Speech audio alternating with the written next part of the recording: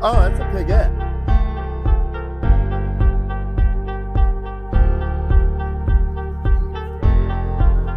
Oh, no. No.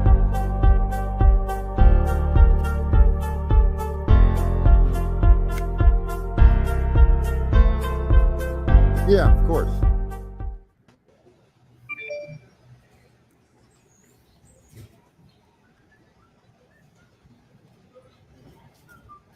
Gentlemen, How you doing? Closed his laptop. She closed your laptop for you, buddy. We already got it.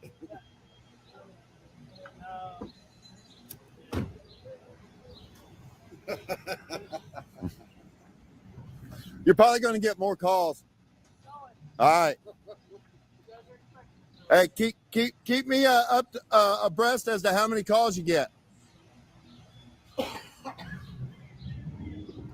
Huh? She learned something. Yeah, they learned today, didn't they? Yeah, they did. Yeah, they learned something. Yeah, they learned. They sure did. Photography in public's not illegal. Right. Stop calling the cops for it. They're super mad too. The one was yelling at me. I mean, come on, guys. It's freaking May of 2023, and they're still 55-gallon drum of butt hurt. and they're all still wearing face masks in there. I know that's the gravy. I know, isn't it? All right, let's roll.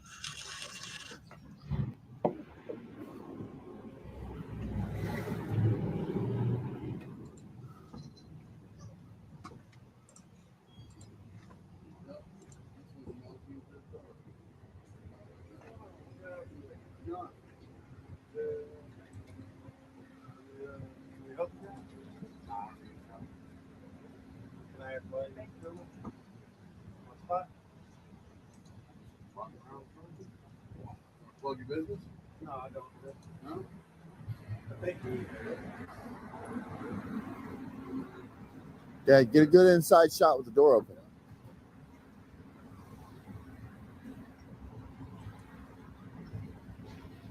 Huh? Uh-huh. Oh, no.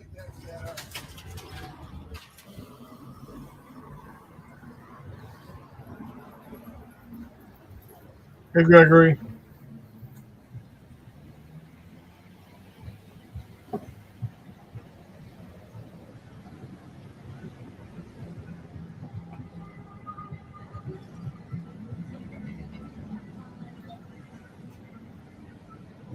And heads. Sorry. Can I help you?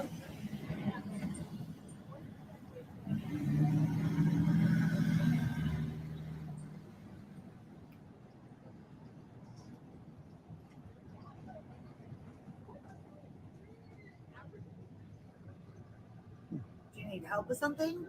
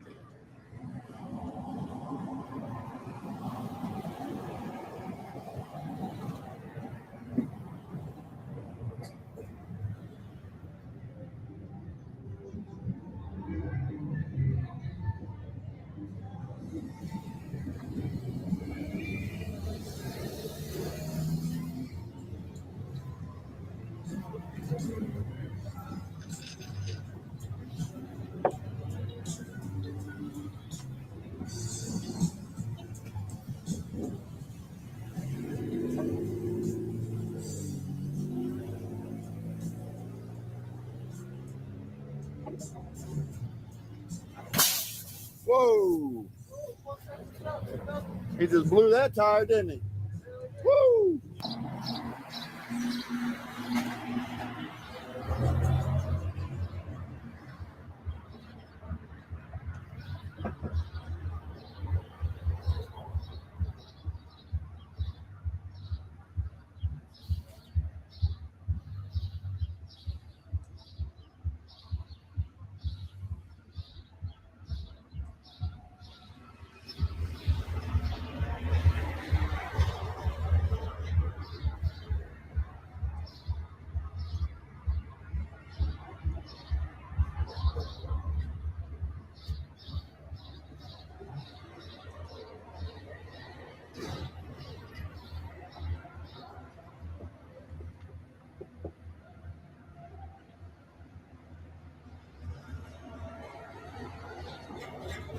Yeah, she looks a little pissed off.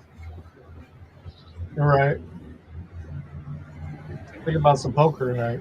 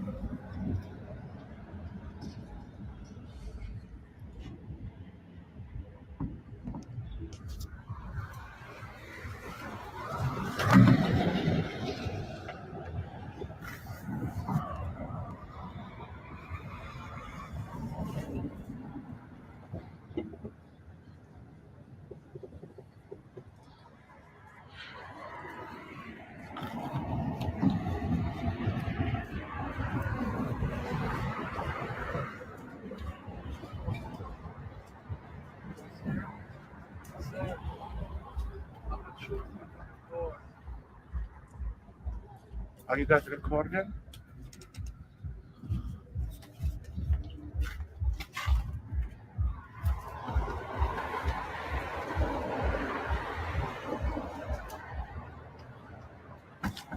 Oh, it stopped. I was enjoying that beat. Damn it. To get my exercise and my groove on. There it is.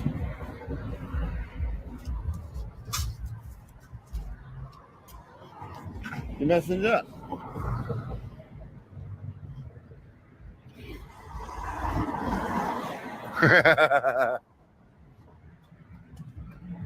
There was another person standing there talking to him, but they dipped behind the wall back there. Oh, okay. Yeah.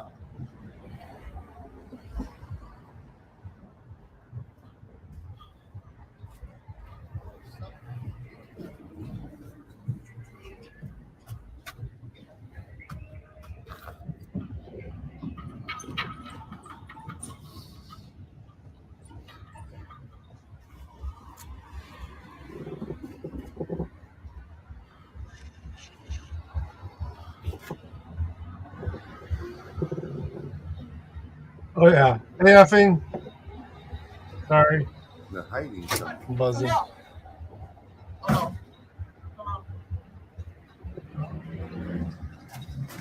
In the corner.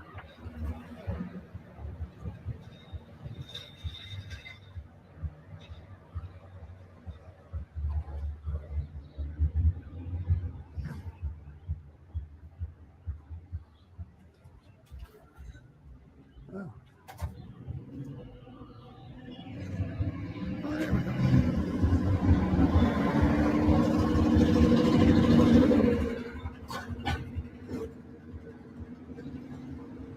They dipped it.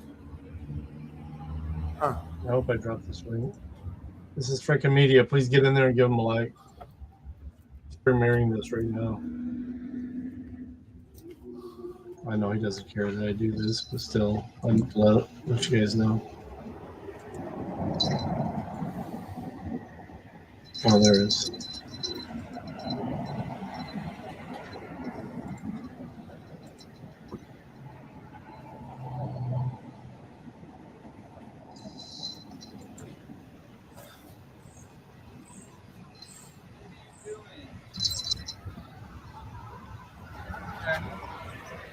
You're filming a health clinic. Okay. Alright, well I guess you have to close the blinds because. Alright. Oh, this. You're looking at double. Okay.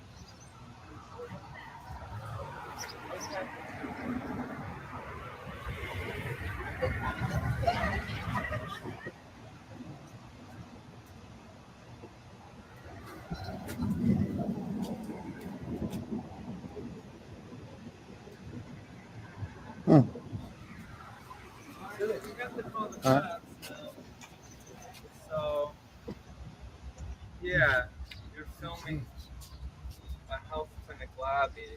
So, but I can tell you guys seem like pretty smart. I assume you guys are pretty smart and cool. So, keep up the great work. You guys are making lasting impact.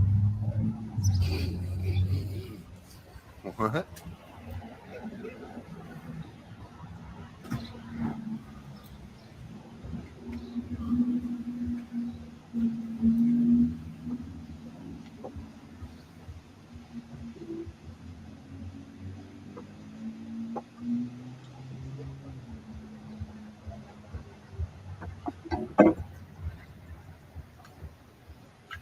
Huh.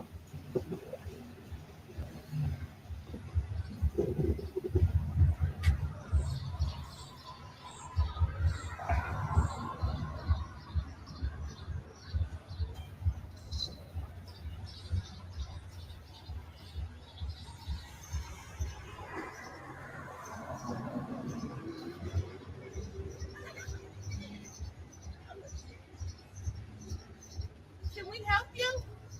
What is this for? What is it for? Is this for YouTube?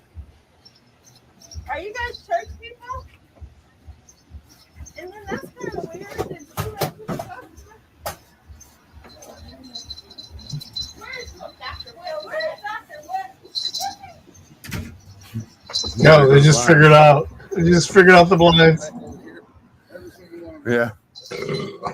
They just figured out the blinds. Oh yeah, that one's still open. We'll get this one next.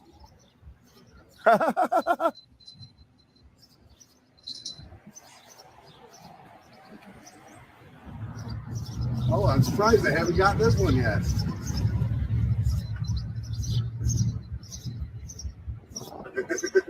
She was trying to block me with a magazine, so I just shot it up above her head. Right. She started closing the blinds.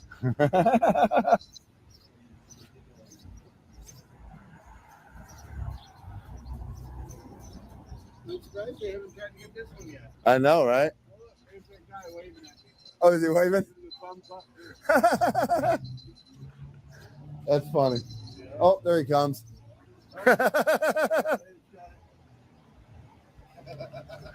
That's funny. Here went the last one. That's awesome. What's that? Yeah. Yeah, these masks are cracking me up in Ypsilanti. Aw, it's a cute puppy.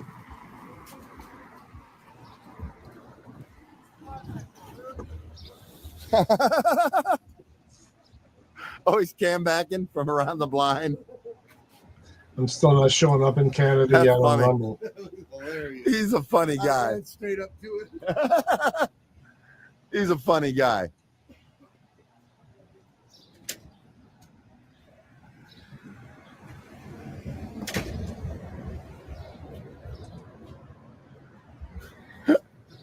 People are funny, man. They crack me Yeah, up. for I sure. swear.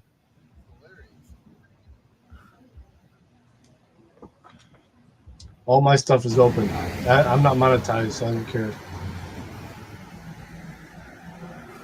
You can play any of my shorts, any of my videos, anything. It's in my. If you check my about, it talks about that.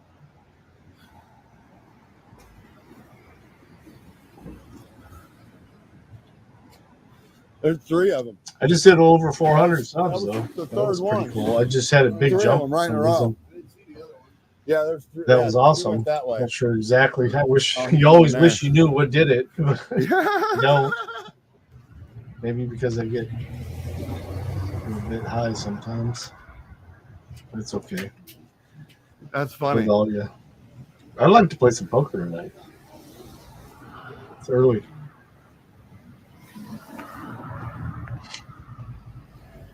I'm gonna play this, and then I don't know where I'm gonna go from there.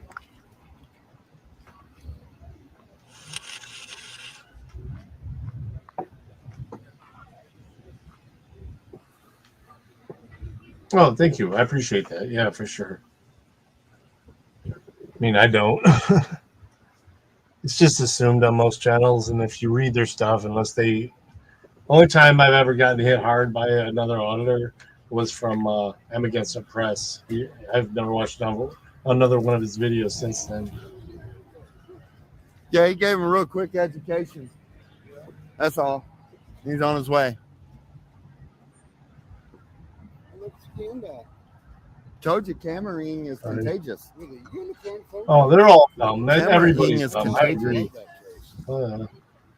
It's true. They are. They voted for fucking Whitmer. So, yeah, they're pretty dumb in Michigan. All right. Cops came and educated them. Come on. That's what it's all about.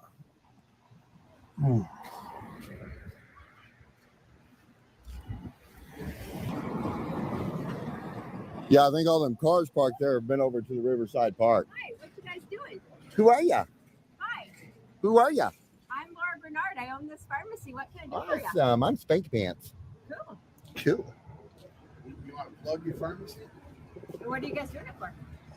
Going on YouTube. We're just Oh, touring. yeah? Hey, we're in downtown Ypsilanti. We support the neighborhood. We offer low-cost medications, free delivery service to the area. We'd be happy to help anybody who needs our help. Awesome. Thank you. Professional Pharmacy. Awesome. Thank you very much, ma'am. Have a great You day. have a wonderful day. That was awesome. Constitution and settled case law protect all verbal insults of police. Numbnuts, bitch ass tyrant, even Willy Wonka munchkin motherfucker. They are all allowed.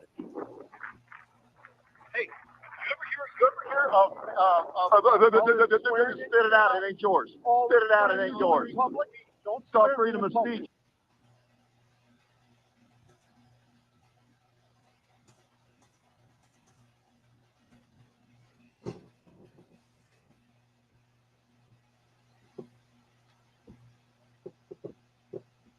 Yeah. I like freaking media. Might have missed a couple of studios. Yeah. I'll just watch a couple of these. Sturgis. Get some more people on here. Maybe we'll set up a poker game.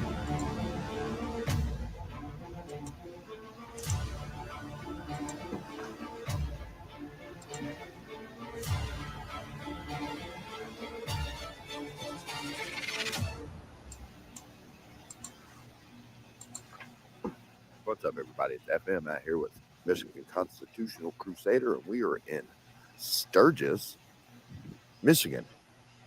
Not Who South died? Dakota. Sorry. What do you mean, who died? I don't understand what that means. Sturgis, Michigan, at the City Hall. There's a fire and police department over that way. We're going to go here first because they close at 5 and it's 4:30. So I want to make sure we get our tour in before they close. Oh, yeah. Beautiful. But Secret Agent Man did pass away last week. And I don't know, it was probably is. Let me open it up. Still, yeah, Callahan's still running. All his streams right now are in memory to him. Check out Callahan too. Download it though.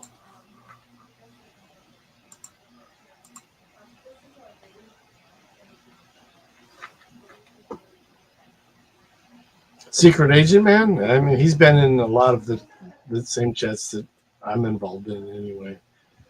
Yeah. He did like a memorial video on him. So.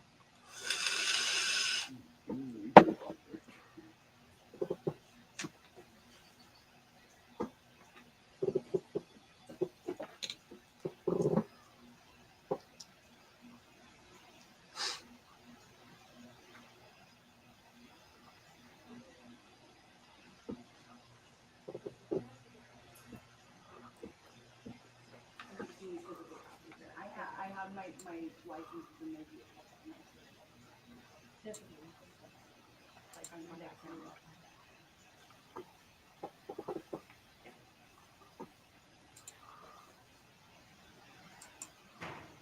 She closed the door. Yeah. No city manager in today or his secretary? Oh, in his office in a closed door meeting. Gotcha. Oh. She came it out and then went back in. Interesting. We should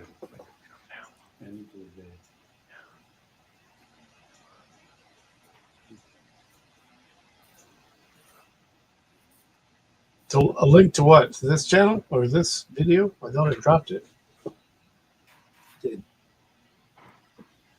Yeah, I did. Just look up, scroll up. Yeah, I have links to all my different. I mean, because when I'm streaming, generally on the desktop, I'm streaming on They were YouTube, super Twitch, uncomfortable. and Rumble. Nice. Let's window And, shop first. Really? Yeah, I'm in all of them right now. On my phone, I've been trying to push it. I'm up to like 5 different places I stream to. Oh no! Oh That was funny. no! Oh That was funny. no! Oh no! No! No!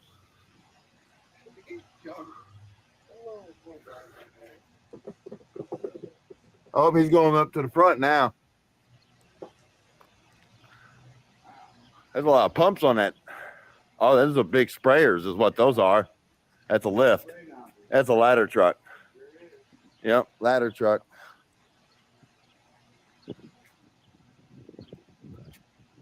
No screen in that one. Looks like they have the removable screens. This one's running with the screen up. Excuse me. Sorry.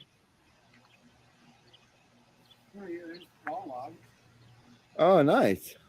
Oh yeah, yeah. He's a good guy. Very good guy. Very good supporter. He had some heart problems. Obviously. Civil infraction, traffic violation, delinquent minors, agency assist. Wow. Warrant check, warrant check. Has all the addresses as well.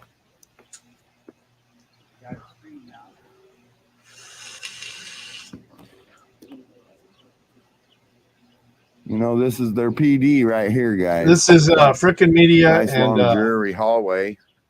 Those are their Frickin' Media and Michigan Constitutional Crusader. Sally ports.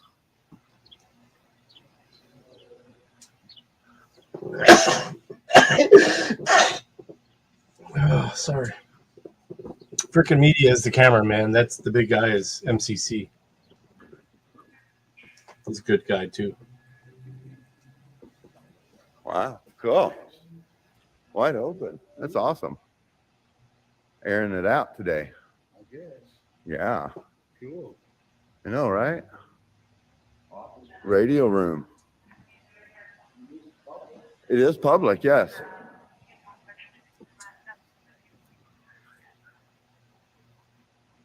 Nobody in the radio room. There's another somebody. Oh, is there somebody in there? There's 2 people. One right there and one over there. Oh. Oh, yeah, you're right.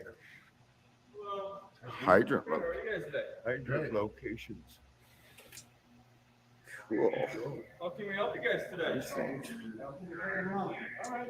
Checking it out, man. How tall's the ladder on that truck? That's a beast. 95 feet, just like the old one. Wow. I like that paint job on it. That's nice. Yeah, all right. That's nice. That's nice. Thank you. Heck yeah. The length of like driving, I believe 48 feet, Oh, that ain't bad. slightly shorter than the old one. Okay. But more effective, right? Much more effective. Much more effective. Heck Much yeah. easier to handle. Well, you got that. You got them sprayers on that. You probably get a lot of fires at like factories and stuff around here, huh? We don't typically. It's just one of those worst case scenarios. Heck yeah. That's right. We're very fortunate to have a vehicle like that. Heck yeah. How far can you shoot water off those cannons on that? A long ways. A long way. So it's gonna go a long way. You haven't got to play with it yet? Oh, we played with it. I just never measured it. Oh, well, you got to measure it. That way- They have stats for you guys when you got They might. It all depends on how much water we have at that source. Gotcha, But you gotcha. have to take a number. Does it carry Good. water Yeah, they're on both board? E-News. Sorry. Not a lot. Gotcha. It carries about 200 Tater salad. Yeah, that's fake You'd go fans. through that quick. They're classic, man. If I'm gonna use it, I have to have I got a little bit to catch up Gotcha. on them Cool, too. man. because I've Appreciate been you, brother. You have a good day, man. offline. You guys have a good day. Guys, check out my short. That's it. That's all we can do. Have a good one.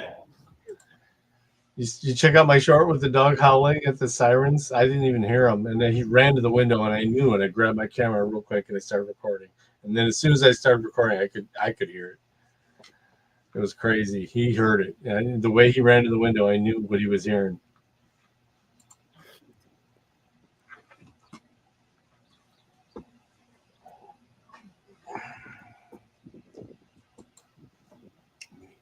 Drop the link to it. It's my channel. No, I don't see nobody. There was people in here earlier. Doggone it.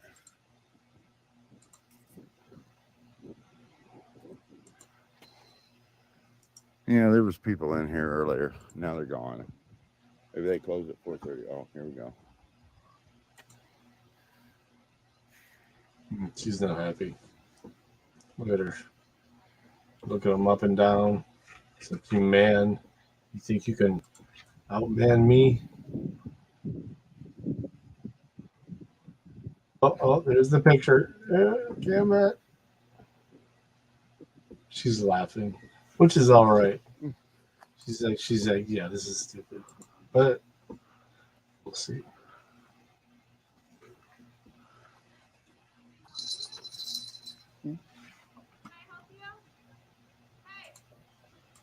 Hey, can I help you?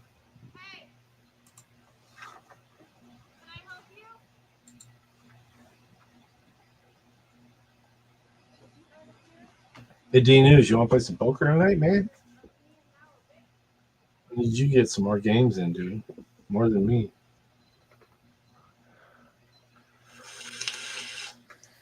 Let me set it up. See what happens. I have not seen debate notifications. No.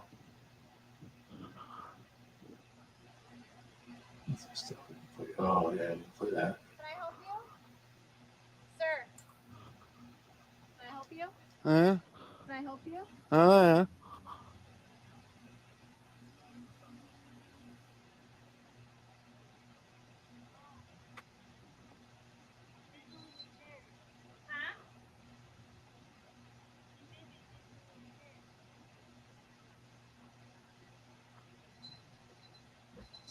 Can I help you?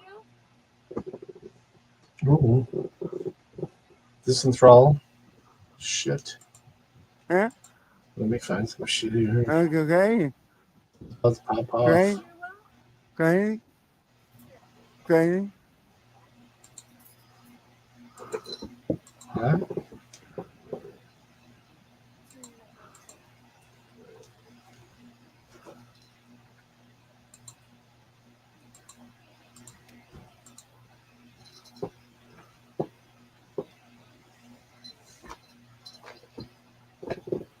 Am I? Are you okay? Yeah? Okay. Who are you? Huh? Who are you? Who are you? Who are you? My name is Karen, but Okay. Okay. so Who are you? why are you taking a video? Who are you? Can I help you? Who are you? Who am I? Who are you? Are you looking for someone? Who are you? Are you walking? Huh? Are you walking? I'm walking. Yeah. Walking. Yeah. Are you walking trying to find someplace? Huh? Oh, you're walking. Walking, yeah. Well, here's another person with the same. Oh, yeah. Oh, yeah, yeah, huh? Who are Can I you? help you? Huh? Why? Can I help you? Why, oh, crazy. What is this lady Oh, huh? Crazy. Crazy? Oh. Oh, who are you? Who are you? doing? Can I help you? Oh, who are you? Who are you? This is funny. Do you need us to call the police? Because we will.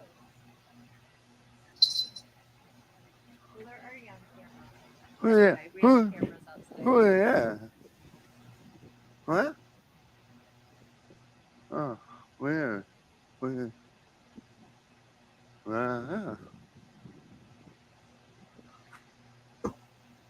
Wow. This is hilarious.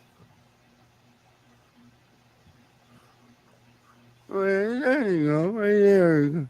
We set up a Yeah. board game, guys. Why on what? Why on what?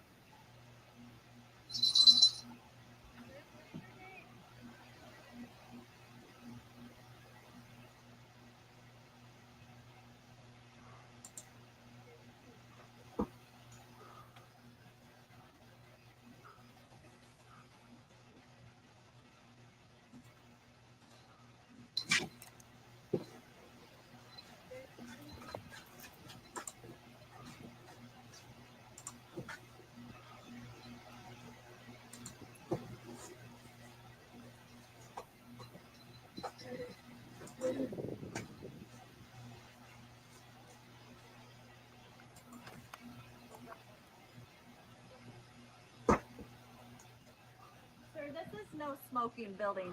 This is a no smoking. area. This is an Actually, he doesn't have it lit yet. they're just wearing jeans. Now there's a video of people inside the gym. Can someone jeans and a black Excuse sweatshirt, me, what is your name? and the other one is wearing jeans and What's your name? Yeah. burgundy. They're walking around with cameras.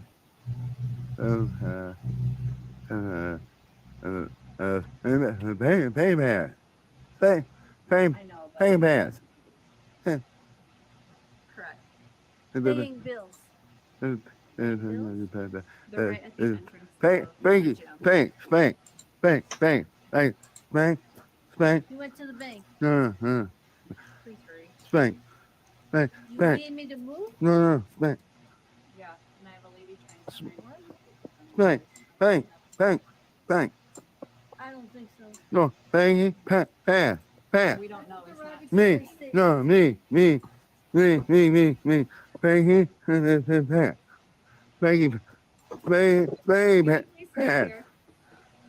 Yes. Bang, pass, me, White shoes. Me. green, Yeah, and Me. they're trying to- me, white, me, five, bang, seven, pass, bang, 75, 75, blue plaid shirt, hoodie.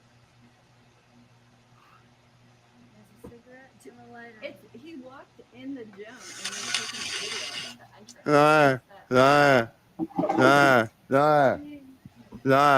Okay, thank you. liar,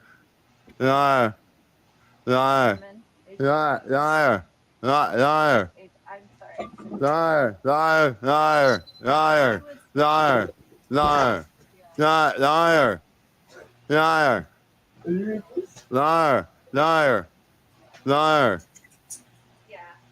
Yeah, because we have cameras too, and you could see where the one entered and took a video down there because my alarm just went off in motion.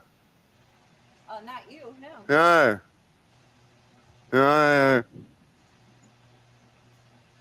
Okay, I'm also gonna call the owner of the building. He's a lawyer, so I'll show him the video. Thank you. Bye.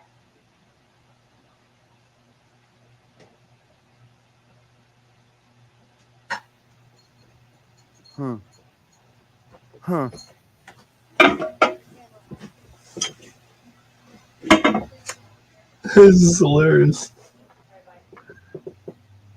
She straight up lied to the cops. She lied. No, we You liar. alerted when he stepped through there, so we're fine. Fine. And then the owner's on his way. So, thank you so much. They just have nothing else to do, I guess.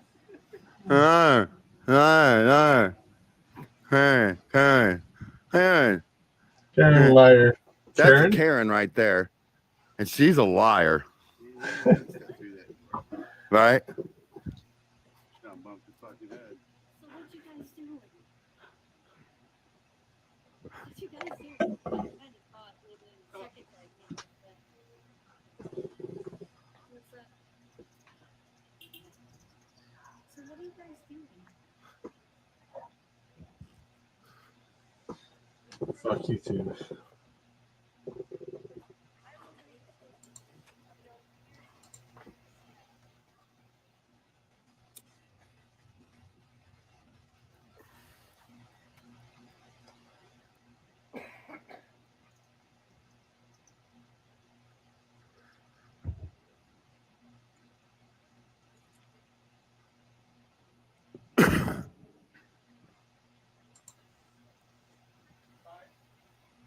There's a game up, by the way. So we'd share it. I don't think so. Hi there.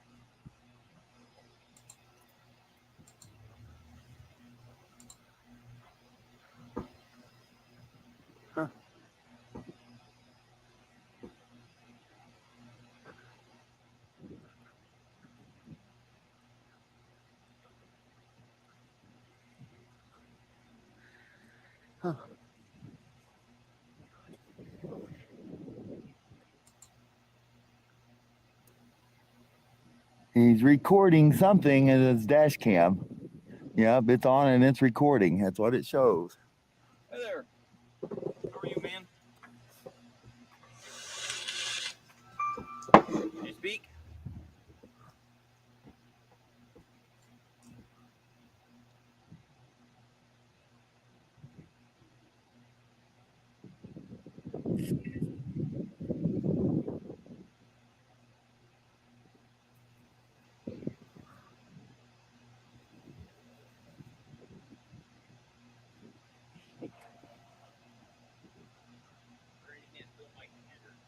Everything else, you just can't film my computer. Okay? Too late. I already did. Okay. What are you gonna do about it? All right. Nothing. Hey, step back. Don't touch me. Don't touch me. Okay. Don't touch Well, me. that's you can't be seeing all the information on there. I certainly can if you leave it Whose open. fault is that? Is that my fault? That I should see it? Where are you guys? Whose fault is that? Is I'm that from your my fault? mom's vagina. Your fault, right? It's originally where actually I came from my daddy's nuts first, then my mom's vagina. But before that, I came from God. Yep. We all did. And if it were a lean screen, then it would. Is that weird? Is that pronounced weird or wired? Wired. Wired? Officer Wired. Officer Wired. He's all wired. He's all wired up. I like that. Hey, gentlemen. Officer Jimenez, how are you guys? What is it? Jimenez. Jimenez? Yes, sir. Nice to meet you, Came man. from Texas. Oh, nice. Yes, How you sir. like Michigan? I've been here for my entire life. Oh, wow. Well, then you don't even know what Texas is like anymore, do you? You know, when I go back to Texas, the weather just beats the crap out of me. Because you're right. The sun is totally different in Texas than it is here. Right, totally. There's different dry heat. It's just- Oh, it's all kinds of different. Heck yeah. Yeah. Michigan's much nicer. Yes, sir. Get that swing in seasons. It always helps. Cool, man. Nice to meet you. Good to meet you. Officer Wired. Wired, good to meet you. Thank Man, your hands are all sweaty from being in there rubbing your nipples. you. That's how he lost all his hair. Hey, Oklahoma. Sorry, dude. I am. I'm watching the video. I wasn't paying attention to chat. Welcome, Oklahoma audits. Hell yeah. Thanks for coming. We're watching some freaking media. Hey, man, mine's turning great. Hey, we got a poker game going too. I don't know where anybody's at tonight, but I put one. And it's supposed to start at 10, and that's in 21 minutes. And I'm the only one there. I've been losing mine for 20 years. So burn yourself. Good job. I do that shit all the time. Maybe one day we'll quit doing these damn things. Maybe. So yeah, smoking cigarettes. Not recording. It's too much. Oops. Stopped it. I have to see this. Fun. Get to meet people like you. Officer Wired. Sounds like he should be in a Jason Statham movie. Yeah, I wouldn't be doing this. Right. No, we have another chill, another guy. He looks like Captain Captain Picard from Star Trek. Oh, we're gonna have to come down here and get him on camera, man. Heck It yeah. doesn't work today, I love catching doppelgangers on camera. but he's bordering. He's ornery, so are we. We're a little ornery, you know. So We played nice with you guys today. your tripod is it just one tripod itself, or This, yeah, it's a mono. It's a monopod, right? It's a monopod. do you have the actual other one that you can attach? He does. I don't. No, it's already got it built on the bottom. You're gonna get one. Then I can just set it down. So it goes from monopod to tripod. Not too bad. Makes it easier. Tripods are too big and bulky to carry around. And this protects my phone. I can clamp it in there real well. Because people have a tendency to want to take my property from me. Rights and so forth, and we also try to tell other people, you know. Go.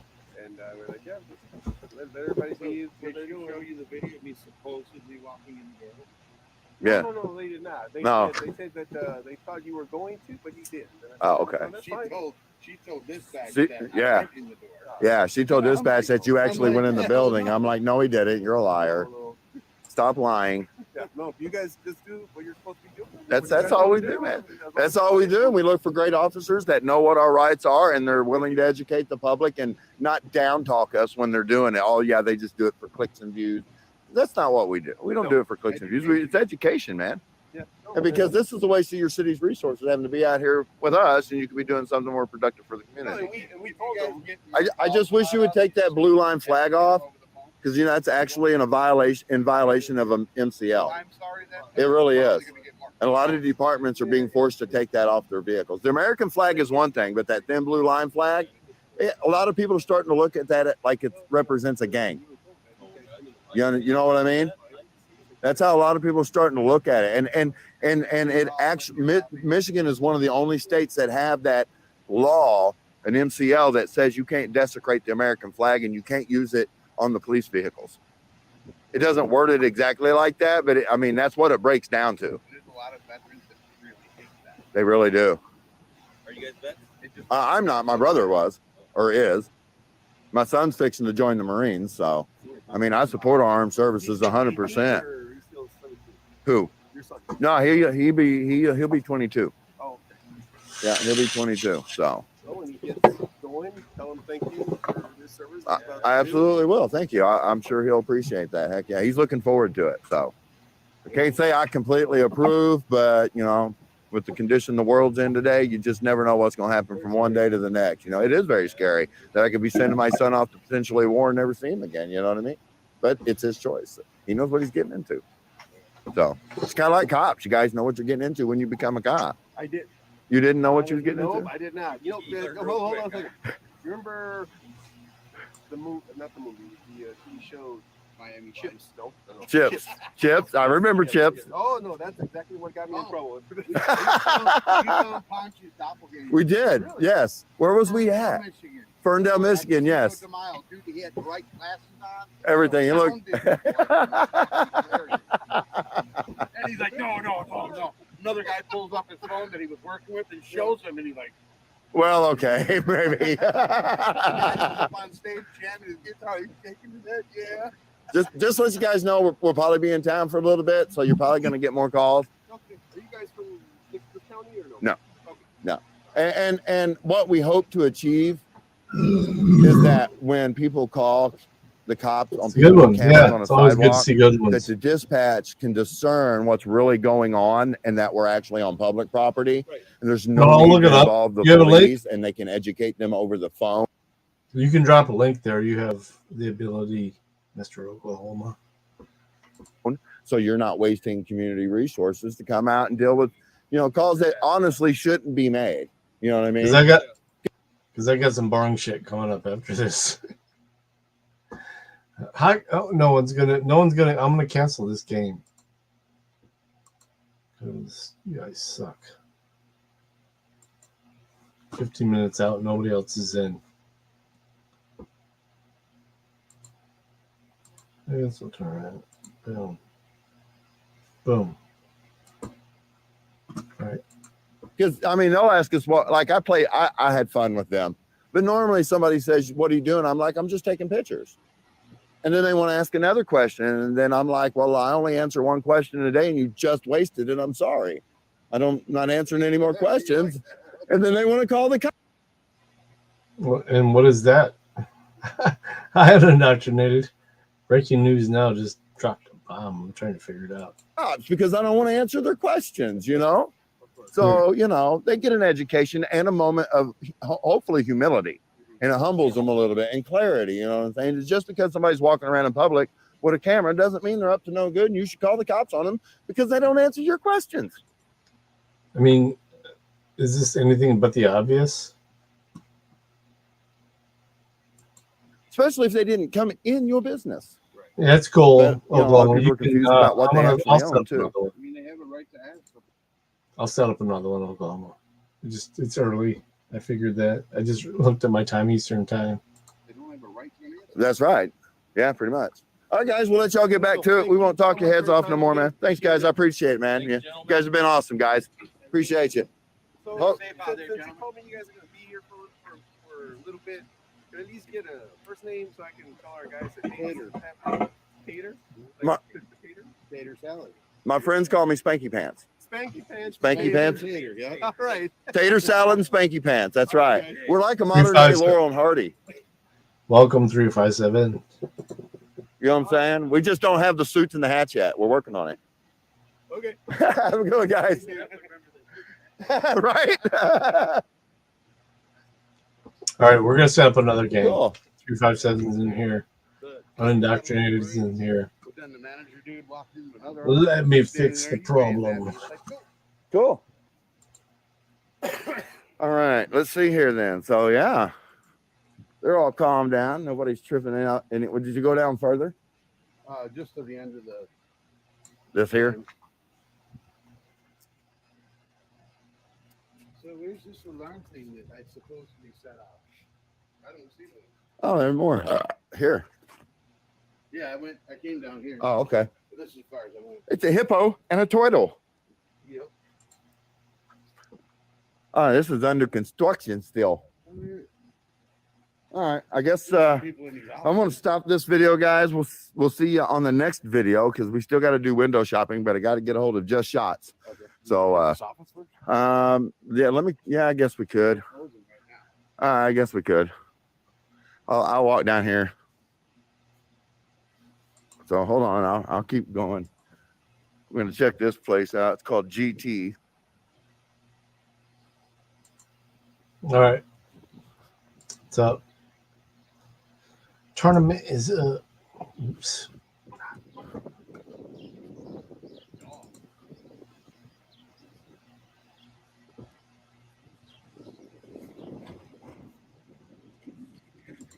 Oh, that's the guy in the orange shirt that came up there.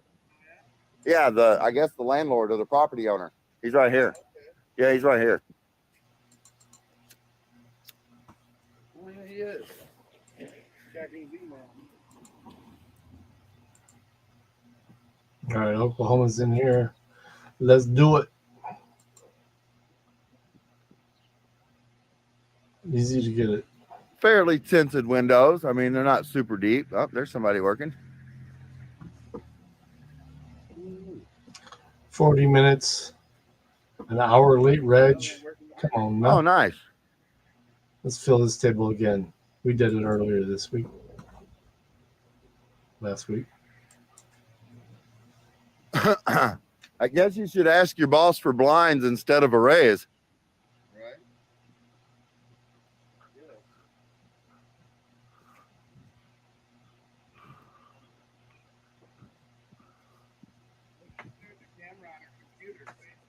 Oh, nice. If you think that's how that was, then I may agree with you. Breaking news. But let me put this up.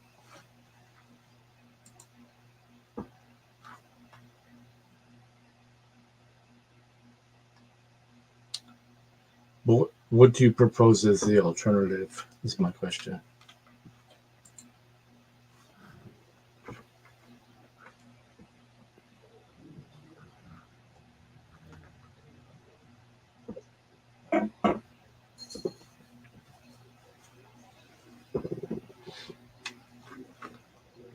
She's on a Zoom meeting, it looks like.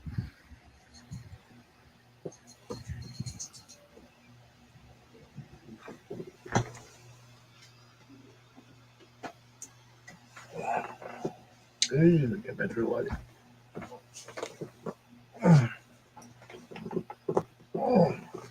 Trying to photobomb her Zoom.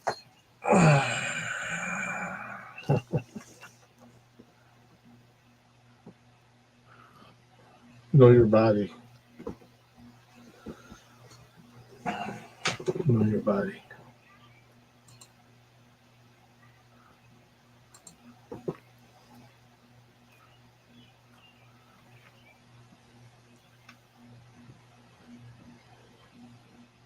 No tournament Very set well. up. So yeah, they're aware of our presence here because the same guy that came over there to the gym.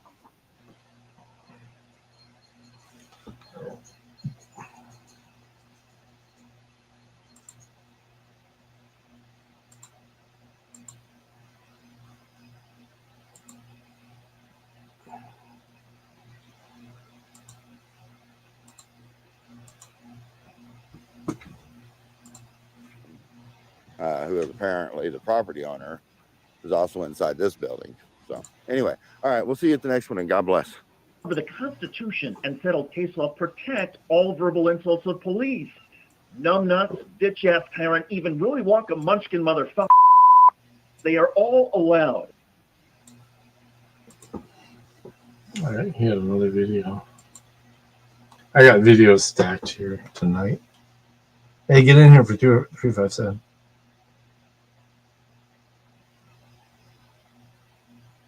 Dude, mine feels right now. My back, I'm telling you. I get up in the morning, I can feel the tension. I know how to release it. Dude. Actually, we're very good right now. Very good.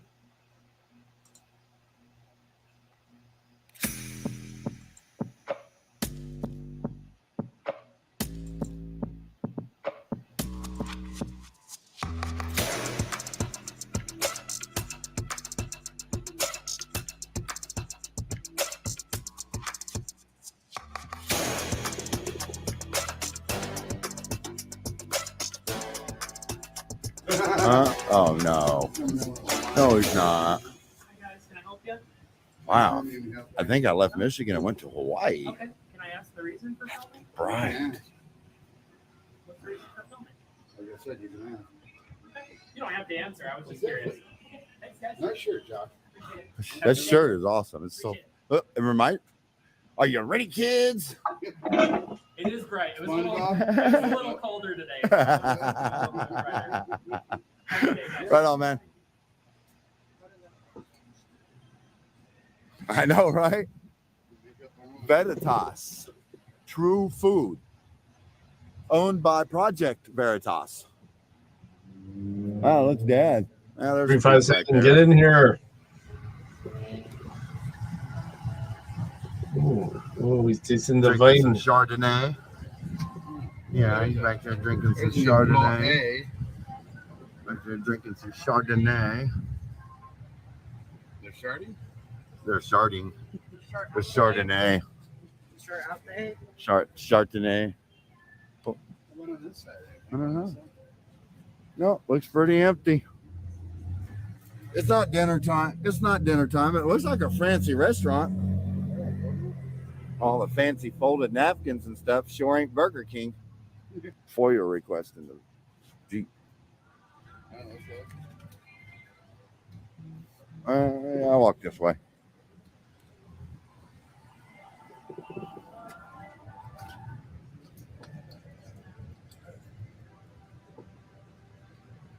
Drinks like a man. Oh yeah. Come on, 357, get in this poker game, dude. You'll be number 4. I don't know where Matt is. I don't know where anybody is. I haven't streamed in a day and a half. So my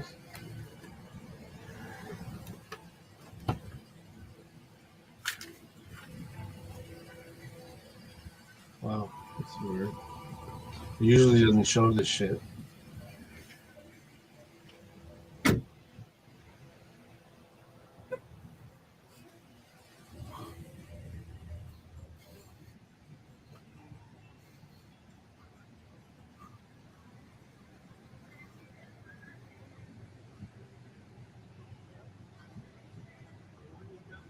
Oh, tater salad is there, tater tot is there today. That's right. Too. That's why I record constantly.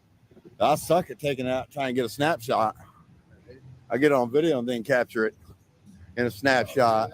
Look at that beautiful F100. That is No a worries. nice looking truck. You'll have the update in time, Jesse.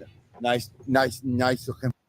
You'll have your update in time. We still have let's see, 33 minutes.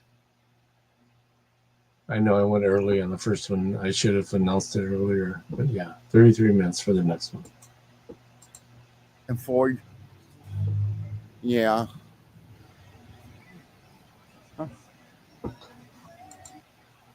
Dude, that Garmy, I know when he runs to the window, that's what he's hearing. He'll hear it before I can even audibly hear it. It's incredible. I'm gonna play it. Let me fucking play it. Fuck that. Here we go.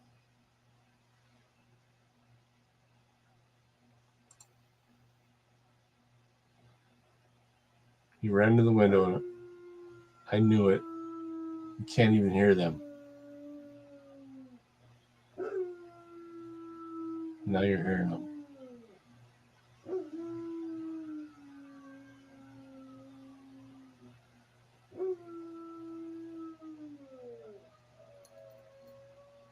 And then he made the other German Shepherd start howling. He's like, "Wait a minute, what's going on, dude? I'm trying to alert the house." Yeah, full protection mode.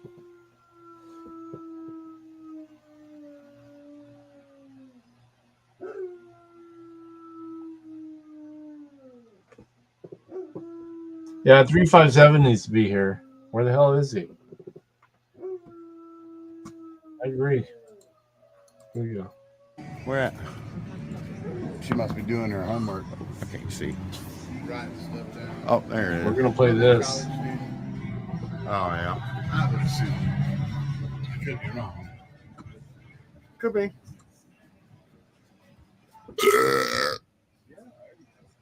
Woo. Right?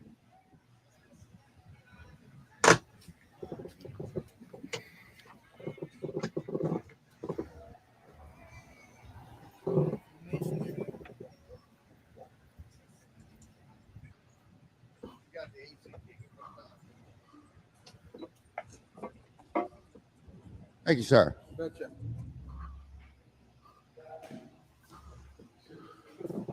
Be right back.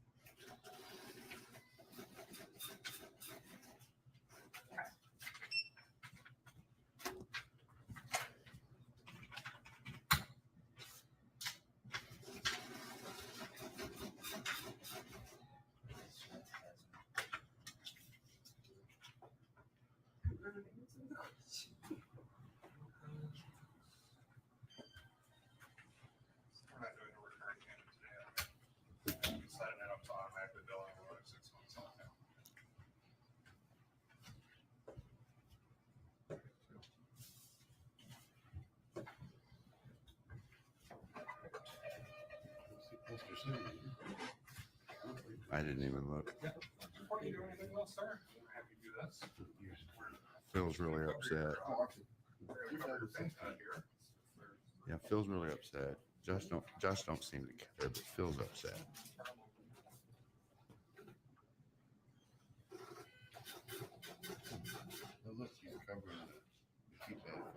I'm not even recording that.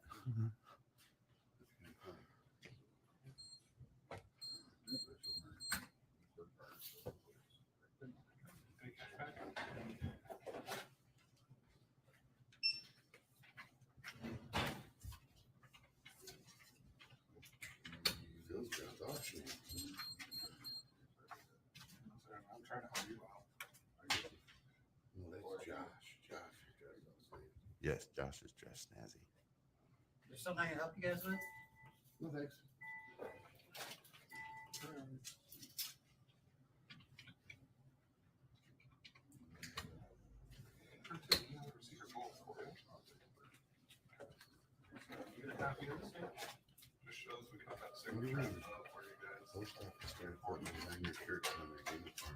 Mm-hmm. Oh yeah, they can buy. They have a. I guess they can buy whatever shirt they want now. They can custom order their shirts. That's not what that one supposed to work at that gas station was telling me in Battle Creek, because she had that black and green one on.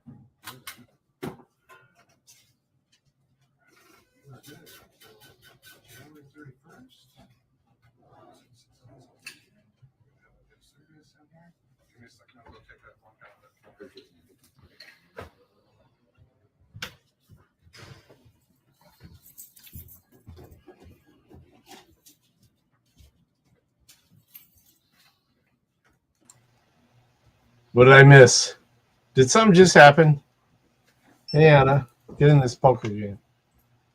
Hell yeah. We got a game going now. We got Brandon. We got 357. We got Jesse Jackson. We got me. We got Oklahoma Outlaw. And I already said Brandon.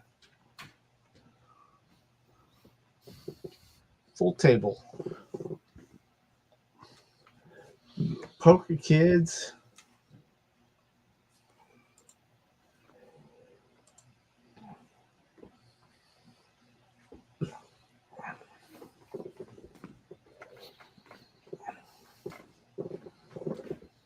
Dude, she ended up in second, and she didn't even play.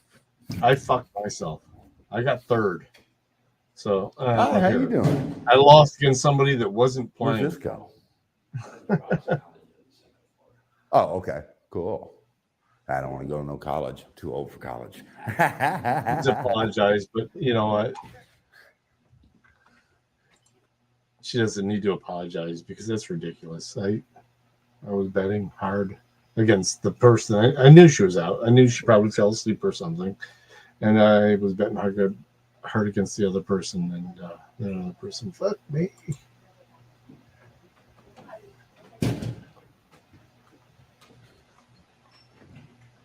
So, did you see the security guard on the other side of the doors? Did you?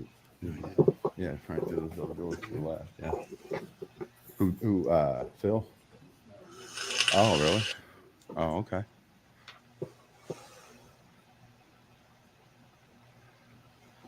Yeah, go through the door and he's to the left. hey, that's the best way to do it. 357. I mean, you got to sneak in there quiet. It was a tournament on, I think, Mother's Day. Literally, I got in the tournament, didn't play at all. Got in for the last 8 minutes of the tournament and won it. Oh, there he is. Yeah, he's pretty cool. He said, I guess there's a college on the second floor of this building. Oh, you beat Doc in your sleep, huh? Okay. You gonna make me play tonight? I wasn't anticipating that.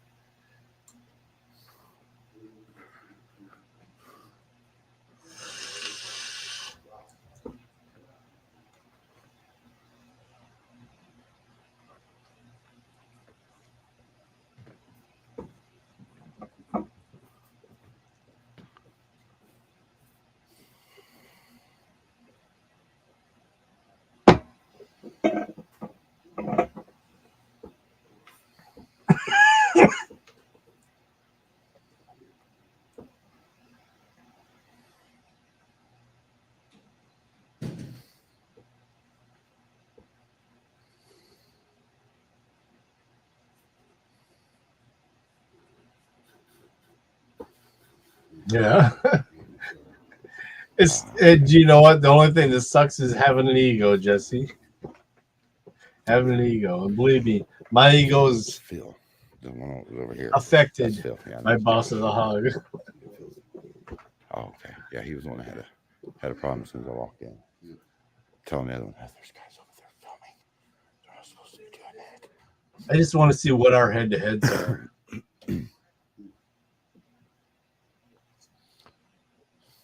Too bad he didn't read his poster 7. Yeah. It's too bad. Maybe he's going to Postmaster. Maybe. Who knows? Who knows?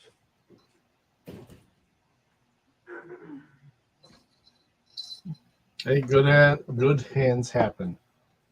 I will say that. They happen. And when you're on the bad end of it, it sucks.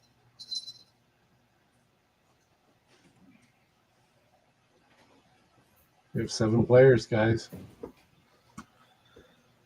7. I'm going to go hang out outside. We got, I think we're going to get some split tables once it starts rolling. You're welcome. I like that shirt. Or jersey, rather. Thank you. You serve? Yes, I did. Well, thank you, sir. I appreciate that. You're welcome.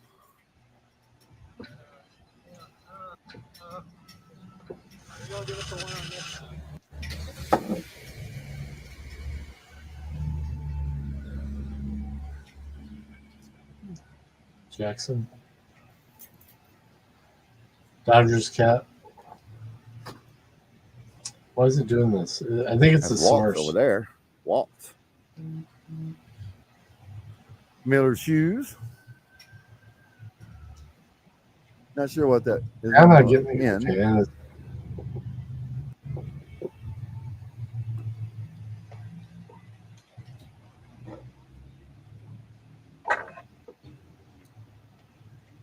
Film me?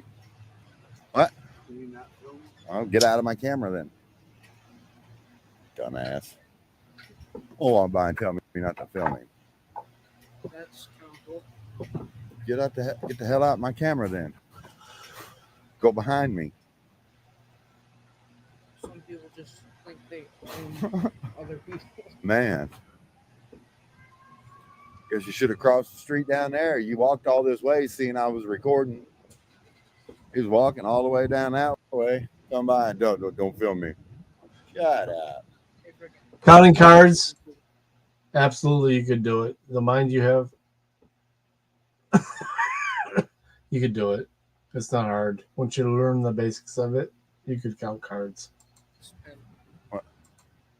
And you can generally win if you want to play for a long time. Nice. It is. Is your dad having fun in there or what? And then you can also use the pen card that is we're using. Right.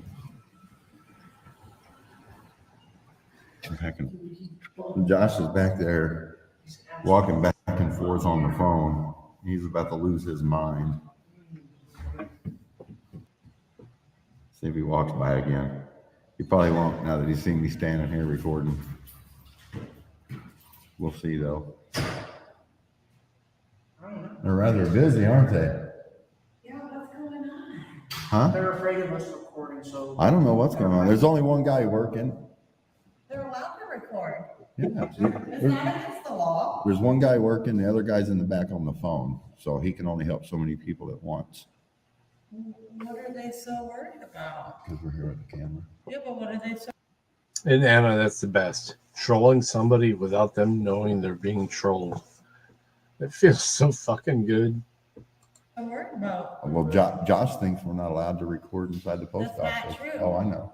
That's not 19 minutes. Yeah. We need That's some not players. true Not true at all. At least 2 more for a full table. Come down here and let you know that you guys are allowed. Yeah, I don't know if he's calling the postmaster or the cops, but you know.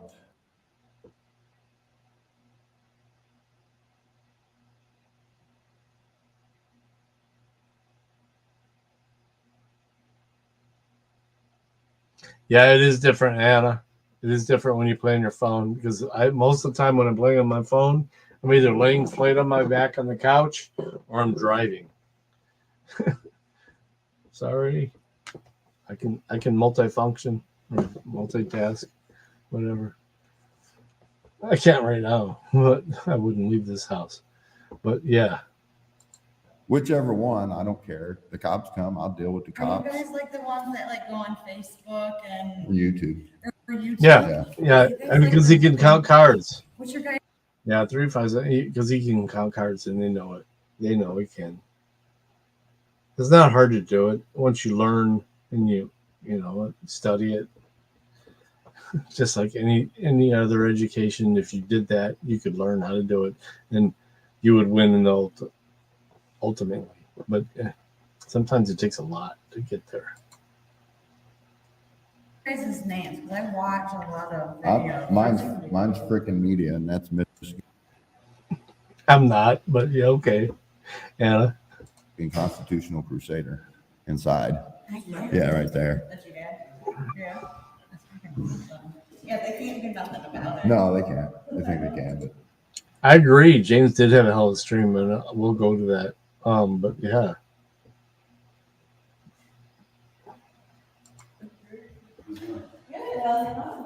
they say anything? They say anything to you? Okay. Josh is yeah, he's pacing back and forth back there on his cell phone. Oh, is he really? Yeah, I've seen him pass by twice on his cell phone. He looks really super frustrated.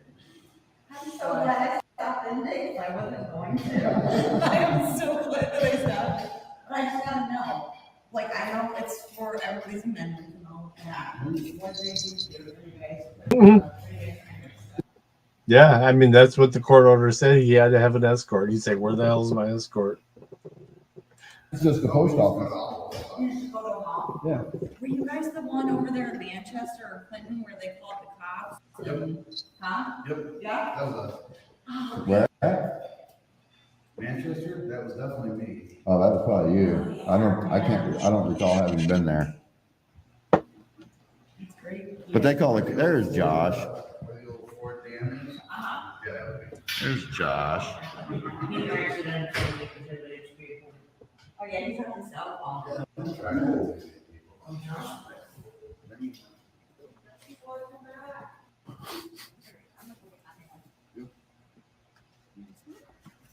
We got 7. Anybody else?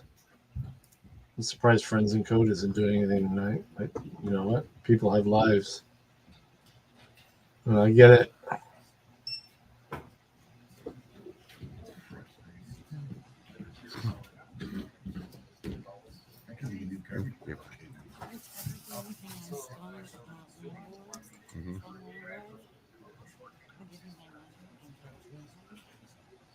Describing you right there. Oh, you. Here, I got something you can describe.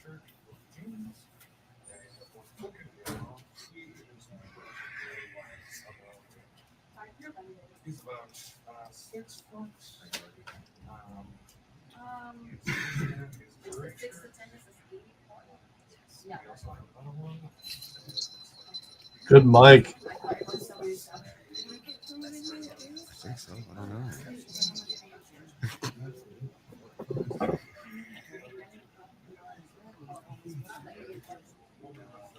That's right. We'll keep him at bay until you do. I'm just standing here watching, so you can go ahead and tell them whatever you want. This is public property. This is a free country.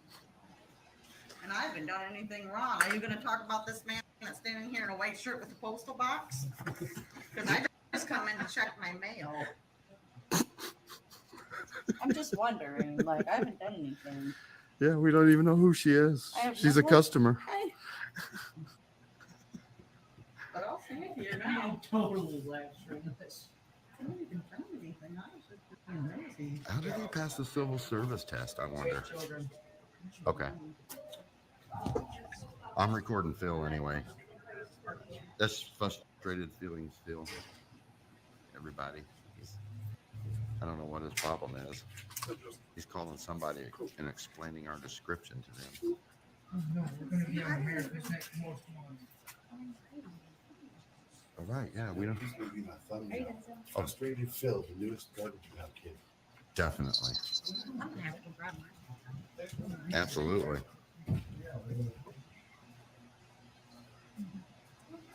Bye-bye.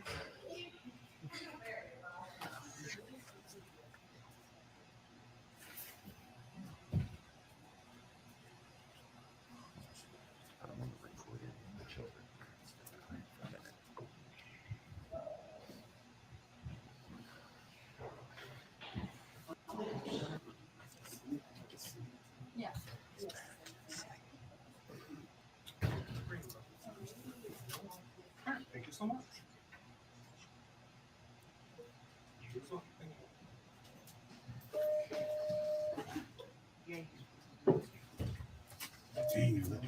Dude, that was.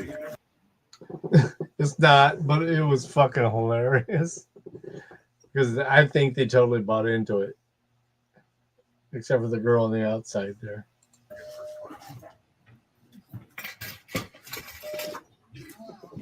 And he didn't go full retard, so.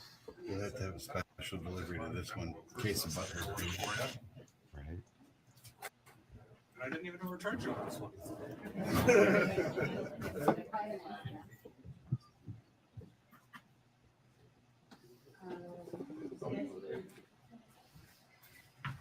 Unindoctrinated, where you at?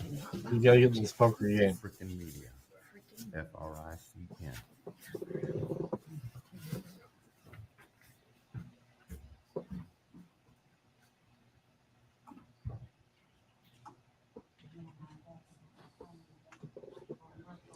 You know, he knows, even if she hates him, it's activity on his channel.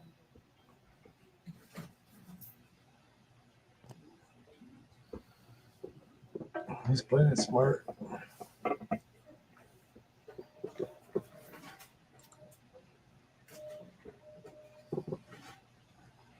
Boys.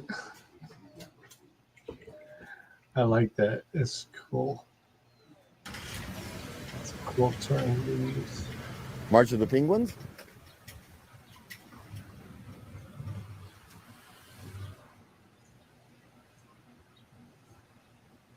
Where are we going? I feel like I should be following them. They do. I know. Hey, if I'm beaten by you,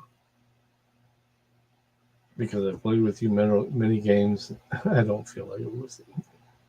And I'm not unindoctrinated. Yeah, I would.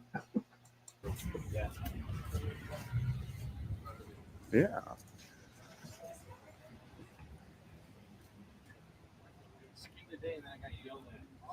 I feel like I'm missing something because I'm not following. I feel like I should follow them. I'm gonna miss something. I like it. I like your unicorn, man. Oh, thank you. That's awesome. That's awesome. There is a fair. I told you the county fair. We got to hit it. I am 9 deep into 12-pack of Two-Hearted IPA. Two-Hearted IPA.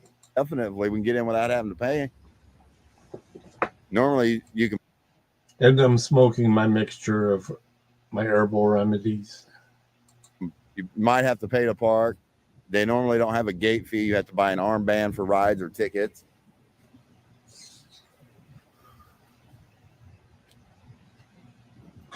All right. That's cool, man. Watch behind you. Watch behind you. Don't block the doors. What the hell's that? No.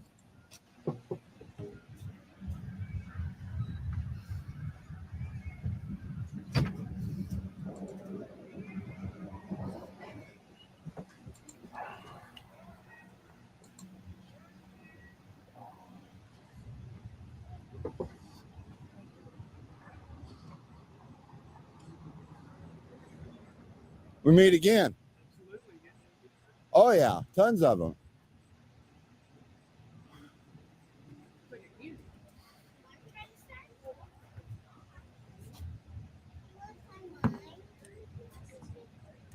are you guys doing? Take pictures.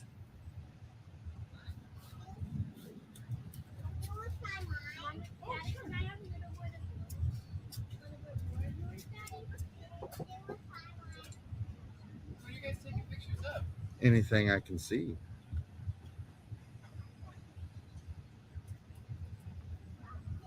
We're opening this on my feet. How about ice cream? You're breaking. Ice cream. Yeah. Yeah. Go ahead and drop your link. It's fine.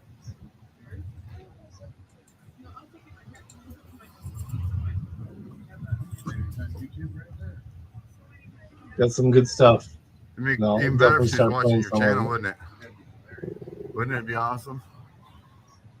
I don't know where Matt's I been. like ice cream. I saw him earlier. He was. I don't. Somebody right, I get think was some? messing with him I in know. Flex Your Freedoms chat. It does but sound good.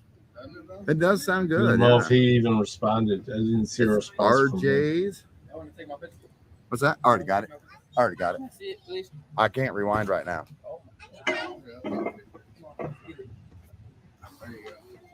I can see it. No, I can't rewind. I capture pictures at 60 frames a second, then I go back through and pick out the ones I want. I'm gonna be on there for real. Yeah. Oh, I drink a lot of Voodoo. There's a lot of different ones, but yeah, I like the Voodoo too. But I go for more locals than traditionals. Absolutely.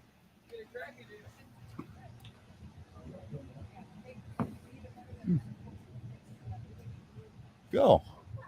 Ice cream. I like ice cream. Black and white.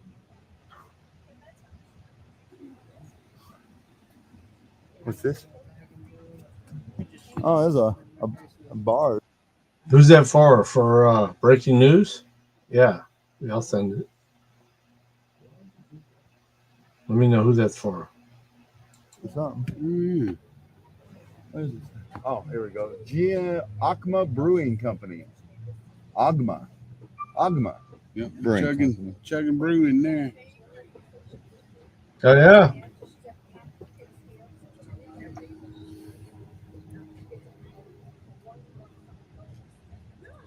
Lady and the guy at the end of the bar staring hard. Oh That yeah. place should be packed. Staring like.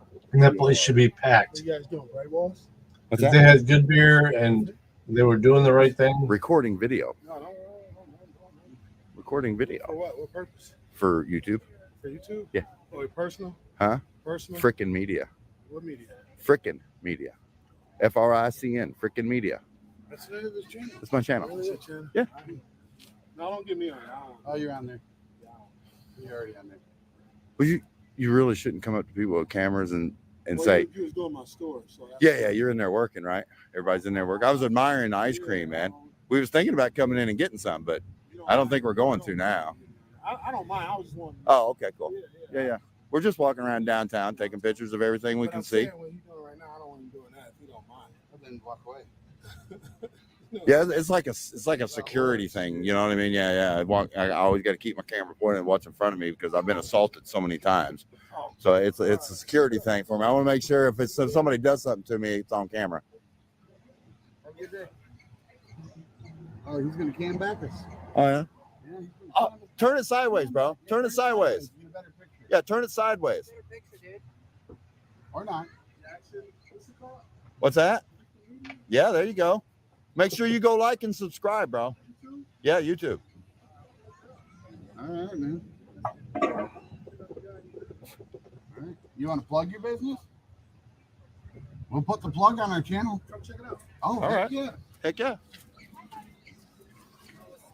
That turned. Got music playing. That's all right. We'll give him a commercial. We'll make you a commercial. That's right.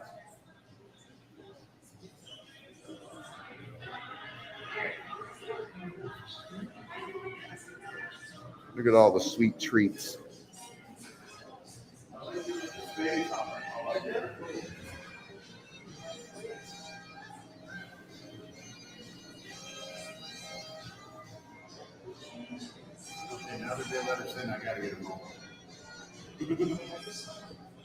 Malt? Hell yeah. I love a good chocolate malt. Heck yeah, something to drink.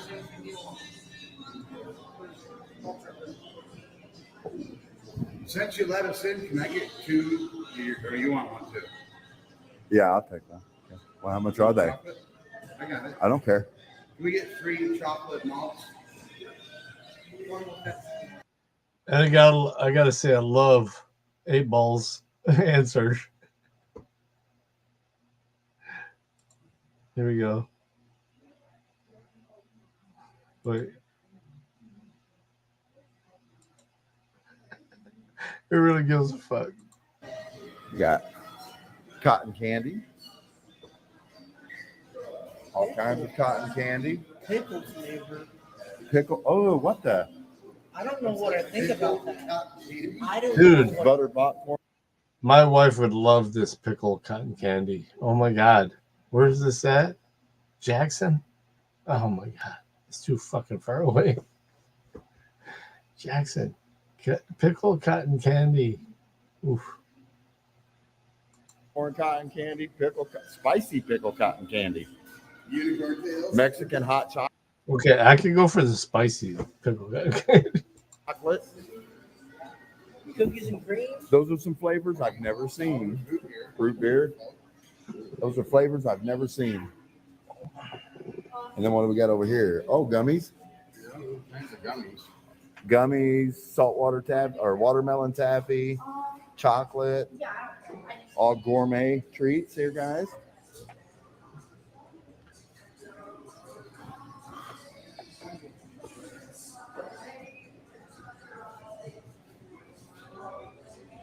Business cards for people to advertise their businesses. Cool. Heck yeah. It was nice to see that dude turn it around. He recognized, he was like, no, let me turn this shit. And he did it. The manager here. Heck yeah. This is awesome. He's like, oh, I can fix this.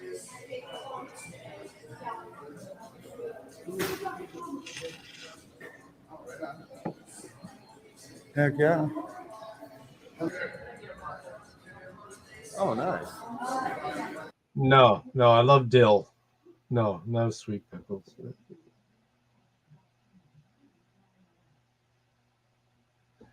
Yep, 1 minute. About to be playing.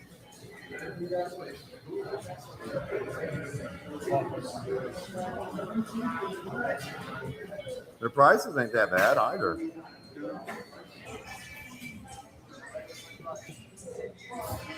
Started out with a trailer, it looks like.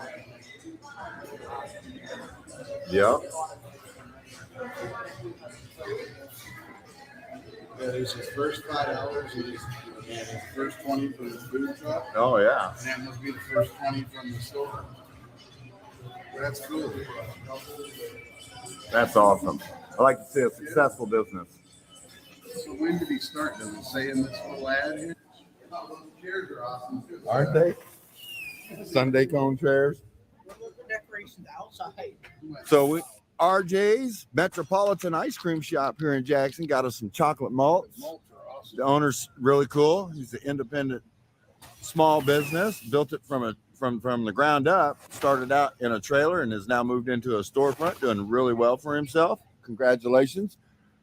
Watch for that video to come out. Sheboygan Brewing Company.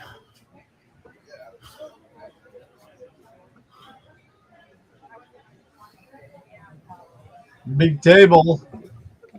7 people.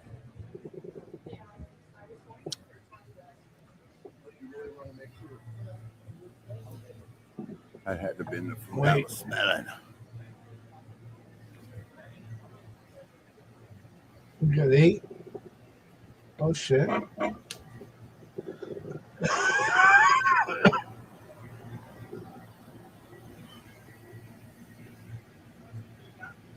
Boss jumped in.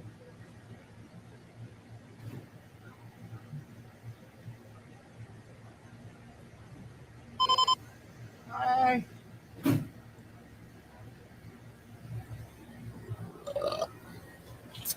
All right. Guess we'll go back up here and finish our walk down this street and then go find the fair, maybe. Finish our walk down this street and then go find the fair. How y'all doing? Awesome. How's the food? It smells delicious.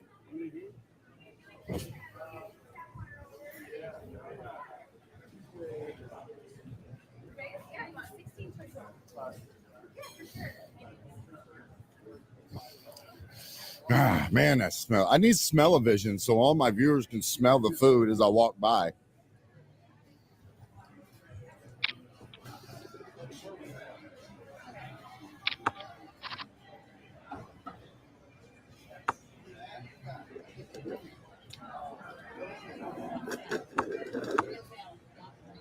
That's weird. Definitely weird. Good luck, Jesse. You too.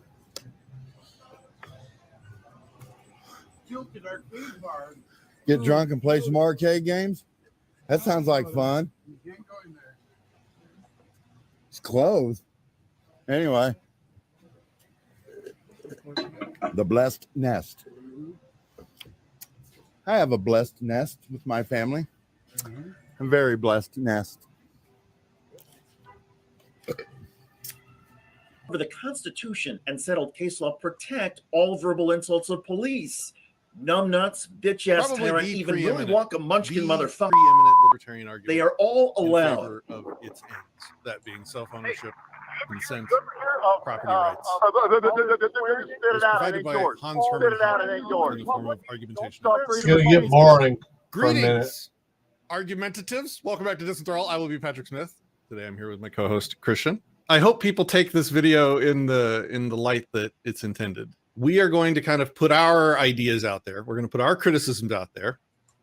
And then we're going to give everyone watching, if you disagree with us, if you think we're wrong, if you have cogent, clear, prepared counter arguments for us, you have an open invitation to the front of the line to join us on a follow-up live stream. I don't like the back and forth debate bro talking head shit that happens on YouTube where people just jump cut up each other's videos and do takedowns. So if you're watching this and you disagree, please don't do that.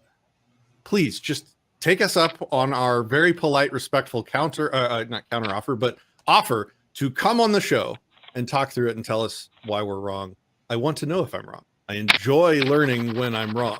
So please, and this goes for those cartoon YouTubers that don't use their real names ever. That goes for you guys too. I don't usually interview a lot of that on the channel, but you are welcome to. If you have cogent, polite, clear, prepared counter arguments, open invitation. Don't do the talking head, unproductive bullshit that's just for drama stirring and clout chasing.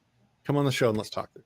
Yeah, so we're here to be as constructive and charitable and deliver our critiques with as much respect as we would want somebody to deliver towards our ideas. Another thing I want to say is that this video is likely the start of a conversation, not some kind of hard conclusion with a period at the end of it and where we leave it with no more interest or willingness to look into these ideas further. If we're wrong, we want to know. I want to believe as many true things as I can and as few false things as I can.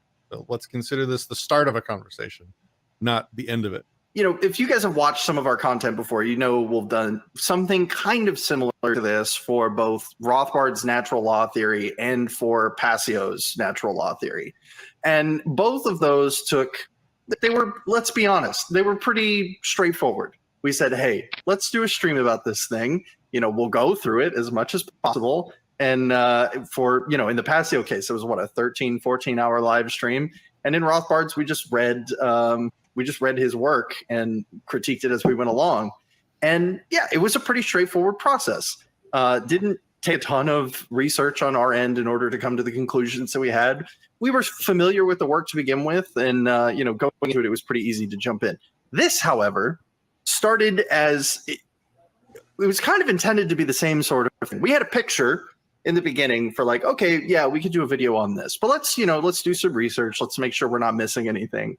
And what we wound up doing was digging through several months, almost half a year of rabbit holes and new readings, new writings, new videos to watch, people to talk to. And it has completely changed at least my understanding of argumentation ethics. And as a result, most of the things that were going to be brought up in that original video that was kind of pitched in our minds all those months ago have entirely changed. What we have now is a completely reoriented understanding of both the work and our criticisms of it. That is all to this man's credit.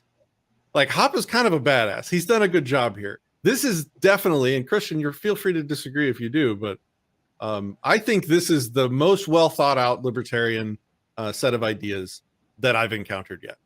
And so I want this stream to be seen in that light. This guy is a badass. He's done better than I think any other libertarian thinker in these areas so far. Correct me if I'm wrong. I don't think I'm being hyperbolic, Christian. So this is all delivered with like due respect and reverence towards the end of furthering libertarian ideas. This is really a conversation in two parts. And what I mean in saying that is that part of this conversation is going to be directed at people who I will charitably say have misinterpreted argumentation ethics into something it isn't. Title might give you a little hint on that. And the other group is going to be the people who are very knowledgeable on HAPA, very knowledgeable on the correct way to interpret argumentation ethics and the contexts that are necessary in order to understand the arguments. And it'll be, I think, pretty obvious whenever we're having these two conversations in mind. But, you know, if you're someone who is particularly knowledgeable about argumentation ethics and you see an argument that says, well, this isn't addressing argumentation ethics, that's not what HAPA wrote about, recognize that to a certain extent, this what we're doing is in the context of a broader conversation happening in libertarianism about argumentation ethics. And it has to be brought up in this video. Otherwise, it feels like we're skipping something. You know, this is not happening in a vacuum. There's a larger discussion going on here, and we need to keep that in mind as we move forward. There's a lot of bumper stickering terms like performative contradiction around. Like a lot of these people have no idea what a performative contradiction is, means, or how it's used, or what it's for, or what it can and what it can't do. They just say, anytime somebody argues for something they don't like, they just slap the performative contradiction bumper sticker on it and then walk away like triumphantly. So argumentation ethics says that there are normative presuppositions embedded in the act of argumentation, which cannot be disputed using argumentation. These presuppositions also leave one in a state of performative contradiction when attempting to argue against common libertarian normative claims, such as self-ownership, non-aggression, and property rights. For premise one, we have all truth claims, all claims that a given proposition is true, false, indeterminate, or undecidable, or that an argument is valid and complete or not, are raised, justified, and decided upon in the course of an argumentation. Very specific usage of the word argumentation there, just to make sure people are picking up on that. For premise two, we have the truth of this position cannot be disputed without falling into contradiction, as any attempt to do so would itself have to come up in the form of an argument, hence the a priori of argumentation. Premise three is argumentation is not free-floating sounds, but a human action, i.e., a purposeful human activity employing physical means, a person's body, and various external things, in order to reach a specific end or goal, the attainment of agreement concerning the truth value of a given proposition or argument. And then premise four, while motivated by some initial disagreement, dispute, or conflict concerning the validity of some truth claim, every argumentation between a proponent and an opponent is itself a conflict-free, mutually agreed upon, peaceful form of interaction aimed at resolving the initial disagreement and reaching some mutually agreed on answer as to the truth value of a given proposition or argument. Next, we have premise five. The truth or validity of the norms or rules of action that make argumentation between a proponent and opponent at all possible, the praxeological presuppositions of argumentation, cannot be argumentatively disputed without falling into a pragmatic or performative contradiction. Then premise six, the praxeological presuppositions of argumentation then, i.e., what makes argumentation as a specific form of truth-seeking activity possible, are twofold. A, each person must be entitled to exclusive control or ownership of his physical body, the very mean that he and only he can control directly at will, so as to be able to act independently of one another and come to a conclusion on his own, i.e., autonomously. And B, for the same reason of mutually independent standing and autonomy, both proponent and opponent must be entitled to their respective prior possessions, i.e., the exclusive control of all other external means of action appropriated directly by them prior to and independent of one another and prior to the onset of their argumentation. And then we have one more for the conclusion, and this is the big one. Any argument to the contrary, that either the proponent or the opponent is not entitled to the exclusive ownership of his body and all prior possessions, cannot be defended without falling into a pragmatic or performative contradiction. 4, by engaging in an argumentation, both proponent and opponent demonstrate that they seek a peaceful, conflict-free resolution to whatever disagreement gave rise to their arguments.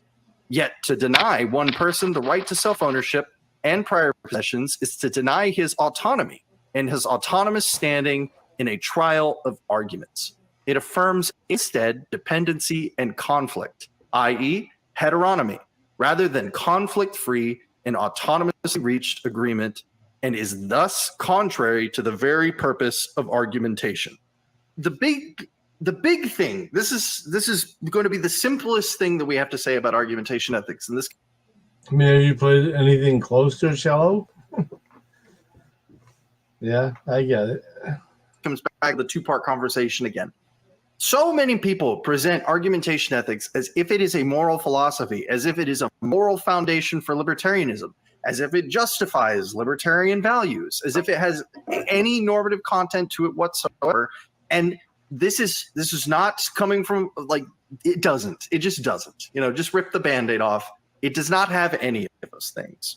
Yeah, so normally we have this thing called the normative quality that we talk about a lot in philosophy. It's you can think of it as kind of like the counter to the descriptive quality, right? So normative qualities are represented by oughts.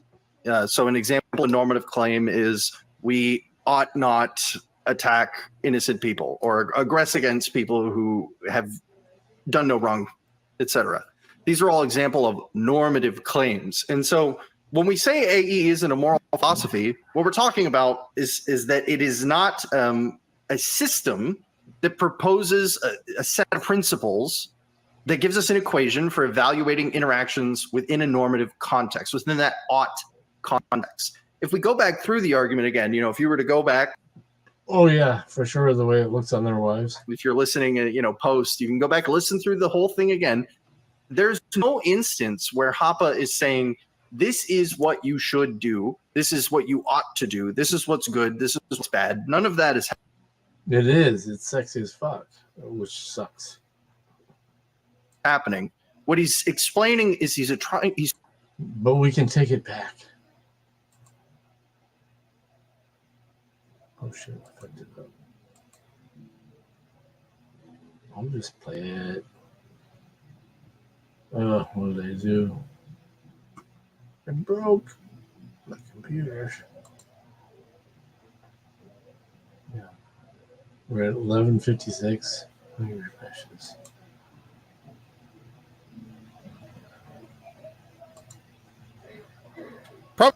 Trying to.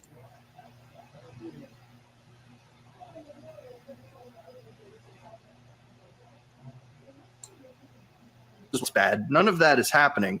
What he's explaining is he's trying to outline a description of what you can and cannot argue about.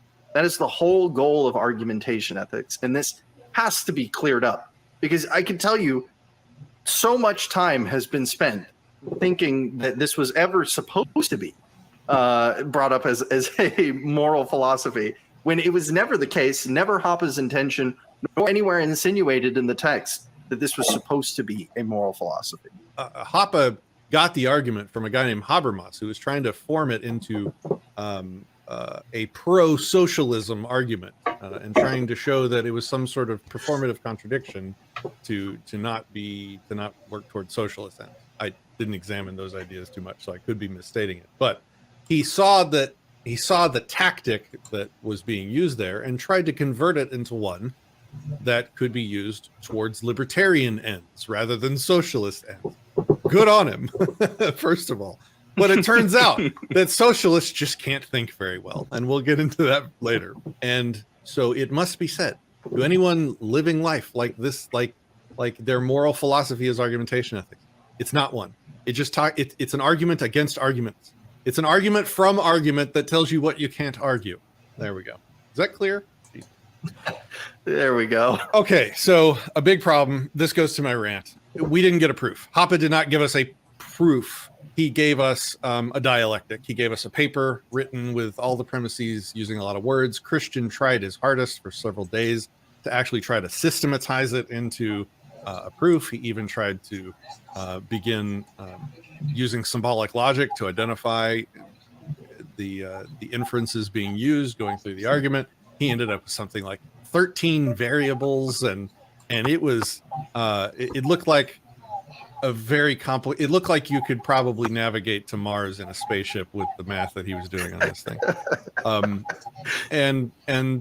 And that's not. And I'm not saying it's argumentation ethics fault that it's hard to interpret. I'm saying it's kind of Hoppe's fault for not giving us a precise, concise, propositional argument. He gave us a bunch of text, and text requires a lot more interpretation. We have to try and be charitable. Well, what do we really think he meant here? What did he mean here? Did he mean that? Well, these two spots sound contradictory. Oh my goodness! Which what is he? Is he Motten Baileying the word argumentation? And is argumentation just like the process of constructing a proposition, or is argumentation two people arguing in good faith, absent coercion, two humans? Like a lot of question marks here.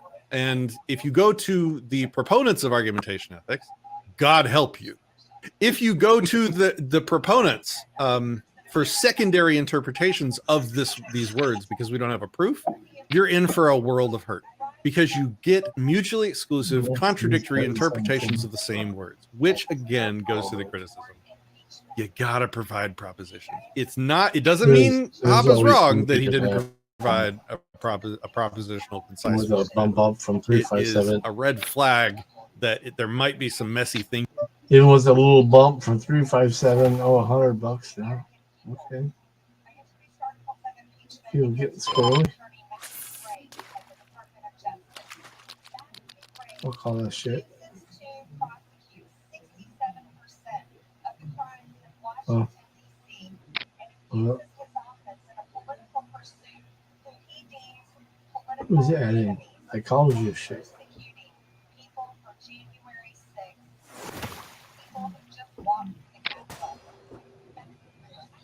People even playing, they're just here. Check. Yes.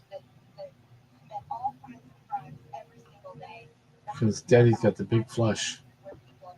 Bet. Oh, here, this is a big bet. Oh, he thinks he has some shit. He's got the queen. Got the queen of clubs. There is no. There's nothing else. I got the nuts. Thinking going on, and it needs to be examined further before. If you guys feel like we missed anything that's just everybody else obvious in your understanding of argumentation ethics, there's a good chance that this is the reason why. All right, well let's launch our first real attack then. Yeah, so it comes back to that the same portion I pointed to earlier in the initial argument by Hoppe, where he talks about this notion of exclusive control or ownership. So when he's talking about self-ownership, he's talking about ownership over your body. And I believe it's in premise 6 there. That's it. Yeah, must be entitled to exclusive control or ownership of his physical body. And this is interesting because there's really 3 ways you could take this. And we'll focus on the most popular 2 first, and then we'll kind of move on from there. We can say that exclusive control or ownership is trying to get at the same idea for people who may not understand the language. So we're just talking about self-ownership the whole way around. You could also say that exclusive control is directly tied to Hoppe's concept of humans having self-ownership. However, I think all of these introduce some issues as far as what it is to have exclusive control over something and what it is for something to be property. And for anybody who, might be new to the topic or haven't heard some formalized definitions, it is generally speaking, a pretty popular understanding of property is the right to exclude someone from the use of a thing, or you could say from the control of a thing. That's another way you can actually put that. And in the concept of exclusive control, as Hoppe presents it to us, we seem to be talking about the ability to, well, exclusively control the body, to be able to move my arm independently. You know, I'm the only one who can activate those neurons and raise my arm. And so these two ideas are being brought into combat with one another, whether or not it was intentional, by placing them in this, what I believe to be inclusive or of exclusive control or ownership. This is a really important distinction because Hoppe's argument relies on self-ownership. It does not work. Hence why exclusive control is secondary to the concept of self-ownership in argumentation ethics. Argumentation ethics is about people not being able to argue against self-ownership. And if self-ownership can't be directly tied back to the other premises as a necessary inclusion, then it doesn't follow that self-ownership is a necessary, it leads to the conclusion. There is a difference between control of a thing and ownership of a thing. I currently have both ownership of this body and control of this body. It is possible for a different person to be the owner of something that you have control of. Now, let's say that I lose my phone walking down the street and my neighbor picks it up. He knows it's mine, but he's keeping it for me. He has control of that piece of property. I have ownership of it. I have the right to exclusive control over that thing. It doesn't mean that I currently have control over that thing. And when we're talking about necessary presuppositions to engage in argumentation with somebody, you can't just assume the maximal set of presuppositions in an interaction. If you're going to think about presuppositions involved in argumentation, you need to start with the minimum. What is the bare minimum set of assumptions that someone has to sort of acknowledge, or they can't really enter into an argument with somebody else? And it's certainly not the right to exclusive control of the thing, of one of the things, let's say, doing the argument. It's just exclusive control over it. These are two different concepts. So if we don't have to presume ownership rights, then the whole rest of the argument goes out the window. All we have to presume is that the person we're arguing with has control over their body. And now we're no longer precluded from arguing for anti-libertarian norms like, hey, I'm going to argue that I should attack you to get what I want. And in no way is that argument to that person presuming that they own themselves. No, it's presuming that they have control of themselves. An inconvenient form of control to me, certainly. Like, man, it's certainly inconvenient that you have exclusive control over your body, Christian. And so maybe as a matter of expediency, not any kind of principled position, I'm going to attempt engaging in argument with you first before I proceed to attacking, because I'm not presuming that you own yourself. I'm not presuming any normative claims that I should not attack you by arguing with you. I'm engaging in argumentation with you because you happen to inconveniently be the one in control of that body of yours. And it would probably be easier if I could just convince you of what I want rather than forcing you. So I'm going to try that first. So if you don't have to presume full-on libertarian property norms like self-ownership and non-aggression, a lot of this falls apart. That is the big thing here, is that when there needs to be a meaningful distinction between exclusive control. Do I need to redrop this link? Because this is from an Odyssey. Got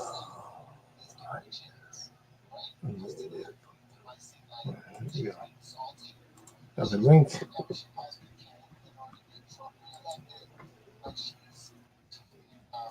This is some fire shit here.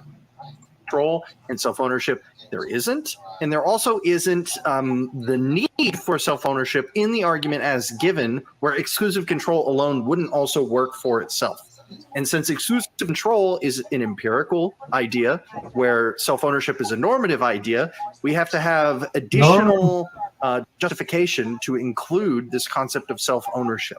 Okay, so that was we did a big problem. We did a bigger problem. Now it's time for the broadside. We're going to pull out the big guns now. The point of working on libertarian philosophy is so that we can present our ideas to non-libertarians and convince them towards libertarian ends. And just like with our Passio critique stream, just like with Rothbard falling to Hume's guillotine, the fact-value dichotomy, if our ideas are fundamentally flawed, when we present them to people outside of the libertarian space that know how to think about this stuff, they'll be dismissed. And I don't want that. I don't want our ideas to be dismissed by people that know how to think. This is, if anybody outside of the libertarian sphere sees this, that knows how to think about philosophy and logic and reason, this will be the thing that they just say, oh, well, hold on, that doesn't follow. That's not a thing. That's really a pretty cool, thing that you just said there, but it's meaningless, and they're going to move on with their socialist asses and continue pointing government guns at us. And I don't want that. That's not okay. And so the purpose of this stream and the purpose of this critique is to say, okay, guys, this was cool. This was a great attempt. This was the best attempt so far, but it's not sufficient. Let's continue. Let's continue working. Let's not stop with Hoppe and say we're done and rest on this, because it's not it.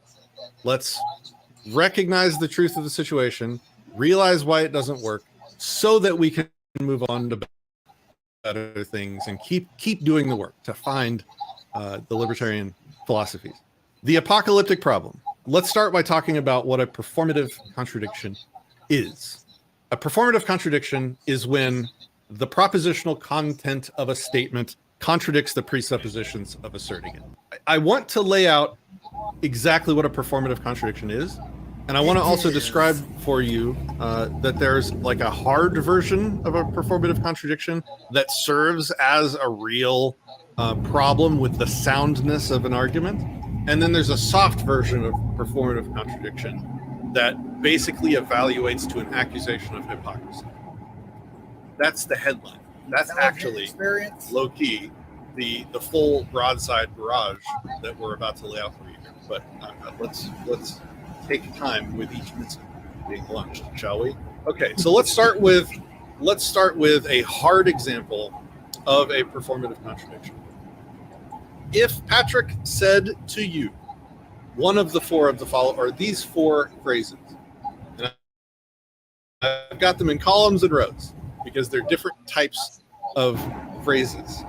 There's empirical phrases, which means appeals to facts of reality, things that are real and testable and solid and objective, let's say.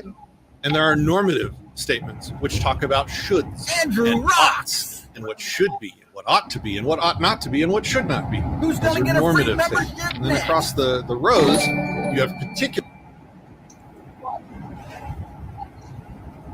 Keep them coming, people. Let's go.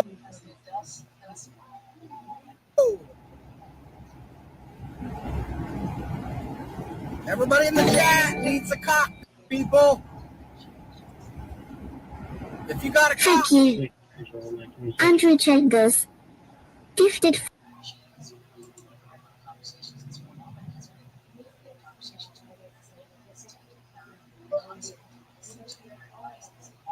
Five Chuck Bunsen memberships. Let's go. If you got a cock, pound it in the chat, people.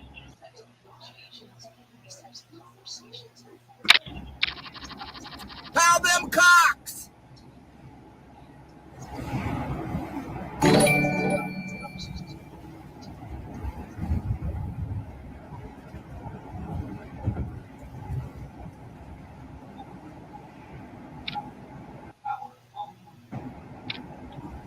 No trouble. Not at all.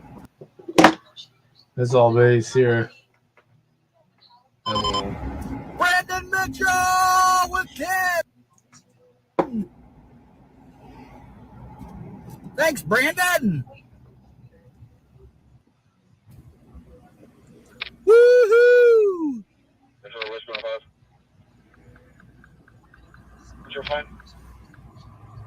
I'm not seeing enough cocks yet. Where's the Cox at, people?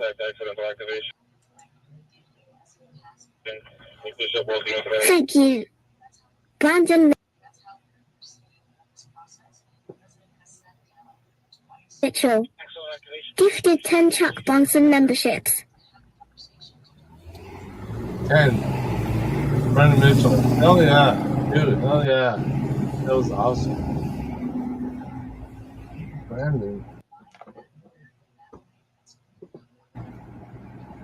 I don't know, Kale. We're trying to figure it out.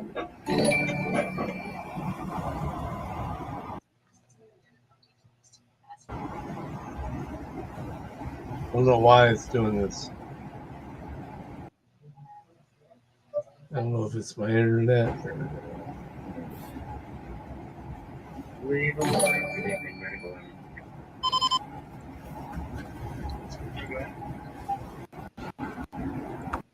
A 25-year-old male coming from a history of MR, reported a seizure with no history. Code!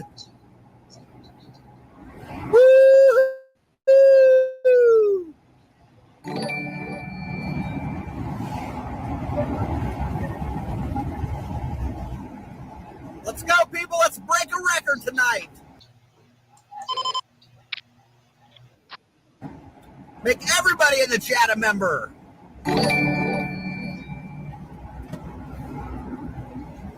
We're giving away free memberships tonight.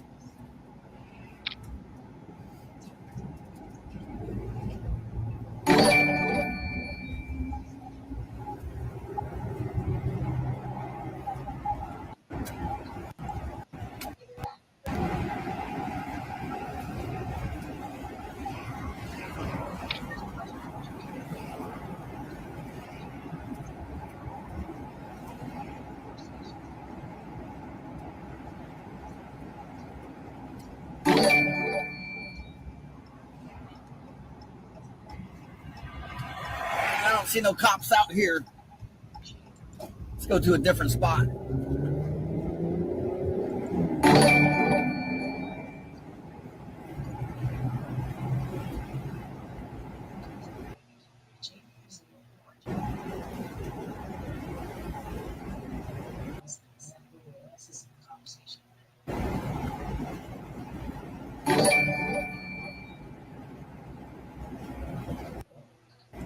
No, I want to play some effects in the background.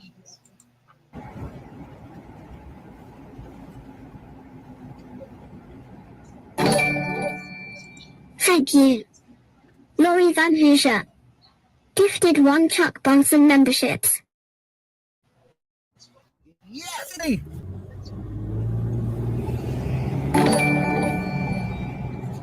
Let's go! What's up, Night Train?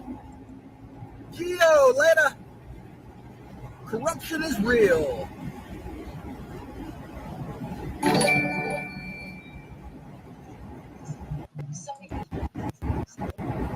Thanks, everybody, for hitting the thumbs up in the chat, too. Appreciate it. Cause I don't give a fuck what you say. I'ma do shit my way. So you can go kick rocks, I'ma stack bricks up, build what I want to make.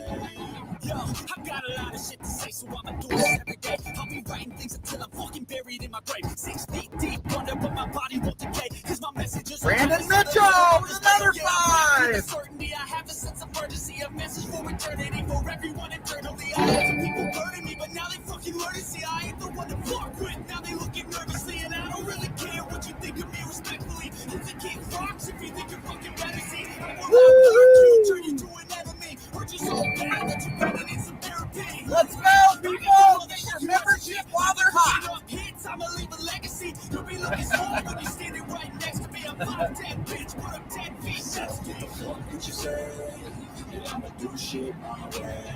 So you can go kick rocks, I'ma stack bricks up, build what I want to make. Cause I don't give a fuck what you say. Yeah, I'ma do shit my way. So you can go kick rocks, I'ma stack bricks up, build what I want to make. Yeah, I'ma do it my way.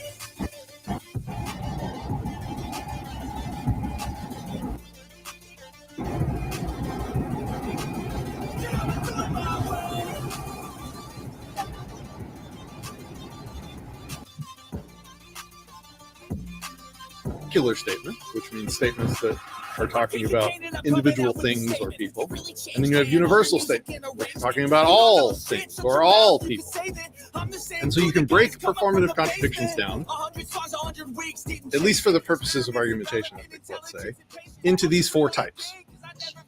And let's talk about each one going down the list. So you have an empirical particular claim. If Patrick said to you, Patrick cannot speak, I cannot speak, effectively. This is me making an argument to you, and also in the process of making that argument to you, I'm providing a sidecar, let's say, of evidence, a package of evidence along with the argument that shows the argument to be objectively false. So I've made an argument, that's here. Hopefully you can see me. I've made an argument, that's here. And then along with the argument, packaged with it, on the side here, I've presented evidence that the argument is unsound. And remember the difference between validity and soundness. Validity means that the argument, the premises and the conclusion, the logic is sound. Or sorry, the logic. Jesus, I'm terrible at this. The logic is valid, meaning it makes logical sense. One follows, the conclusion follows from the premise. It doesn't mean that the premises are sound, which means true. If somebody else makes the argument that Patrick cannot speak, they're not presenting any empirical evidence along with the argument. It's somebody else saying that Patrick can't speak. The argument could be valid. We don't know if it's sound. We don't know if it's true. We don't know if Patrick can't speak, but it can exist in the premises of somebody else making the argument, and it could be a valid argument. Hopefully I'm doing a good job at this. So the performative contradiction is when you present an argument with a sidecar of evidence that proves that the argument piece is unsound. Could be a valid argument, but it's unsound. How do we know? Because of the sidecar of evidence. Patrick just told me he can't speak. So clearly whatever the contents of this argument was is unsound. The second one I'll address here is universal empirical. This would be if Patrick told you no one can speak. Well, again, I've made an argument over here and I've presented it with a sidecar of evidence that at least one person can speak. Patrick just did it. So this argument is unsound. Objectively unsound, meaning it's not a good argument. No one should take it seriously. No rational person would believe in the conclusion of that argument because it was presented with empirical contradictory evidence. Argumentation ethics is not addressing either of those claims that I just made. Argumentation ethics is not, when it's talking about argumentation between two people, it's not talking about empirical claims about the facts of reality. Argumentation ethics is limiting itself to normative claims, and that's a problem. Let's get into it. So a particular normative claim would be Patrick telling you, Patrick, me, I should never speak. I should never speak would be a normative claim. And this goes to what we were talking about earlier. The maximal claim that one can make is that Patrick is acting like he thinks that Patrick should speak because he's making that argument to you. The claim itself is untouched by his mode of communicating the argument. Patrick's argument could in fact be true that Patrick should never speak in spite of Patrick's disgusting speaking behavior. This is not a performative contradiction. Let me say that again, because this is where the shell coming out of the battleship hits the foundation of argumentation ethics. Just because I'm acting like I should speak, just because there's a sidecar of evidence that suggests that Patrick in his head thinks that Patrick should speak, even though the words coming out of Patrick's mouth, the argument being presented to you over here, is making the case as valid as can be, let's say, that Patrick should never speak. And he's presenting it with a sidecar of evidence that Patrick in his head thinks that Patrick should speak. When you're talking about normative claims, the sidecar of evidence revealing what Patrick actually thinks about whether or not he should speak doesn't at all in any way speak to the soundness of the argument he's presenting. Why? Because he could be being a hypocrite. And a hypocrite can still make valid and sound arguments while being a hypocrite. You have to separate the argument from the person making them, because the person making them with normative claims is not presenting objective information that addresses the argument itself. So again, as another example, if Patrick said to you, no one should ever speak, and let's say, he's got premise 1, premise 2, and a conclusion. He's got a propositional argument ready for you here, and he's presenting it with a sidecar of evidence that Patrick thinks at least one person should speak. Well, what Patrick thinks doesn't matter for the argument. He's got a premise 1, a premise 2, premise 50, and a conclusion. And that stands, or it lives or dies, stands or falls on its own merits. There's propositions and a conclusion. What Patrick thinks is just, it's a subjective thing that doesn't address the actual argument in play.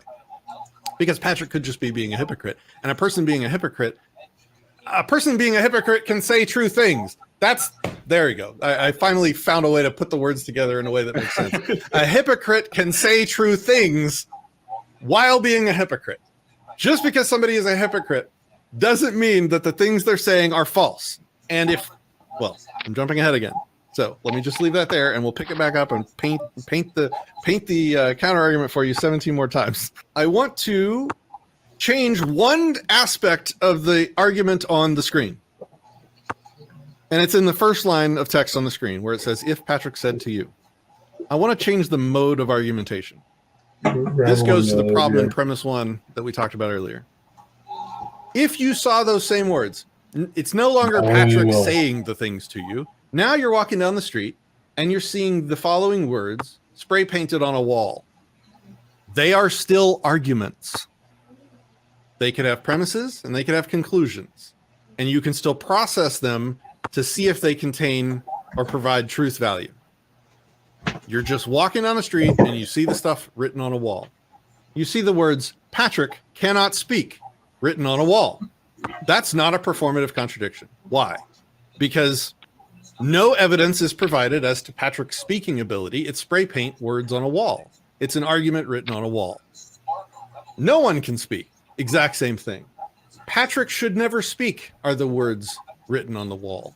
Again, merely by changing the mode of communication, the mode of communicating the proposition to you, we have eliminated the objection provided by argumentation ethics. The exact same argument provided by a different method. It's no longer a performative contradiction. It wasn't a performative contradiction before, but I'm trying to illustrate how the mode of communication is kind of what's being roped into argumentation ethics.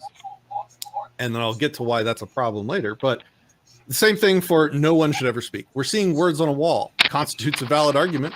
It has premises. It has a conclusion. It can be evaluated for truth claims. But now that you don't have that sidecar of evidence to attempt to prove it unsound, you've got nothing. And it's a normative claim. So even if you had a sidecar of evidence, you've still got nothing because it's a normative claim. And here's the headline, right? Performative contradictions are only really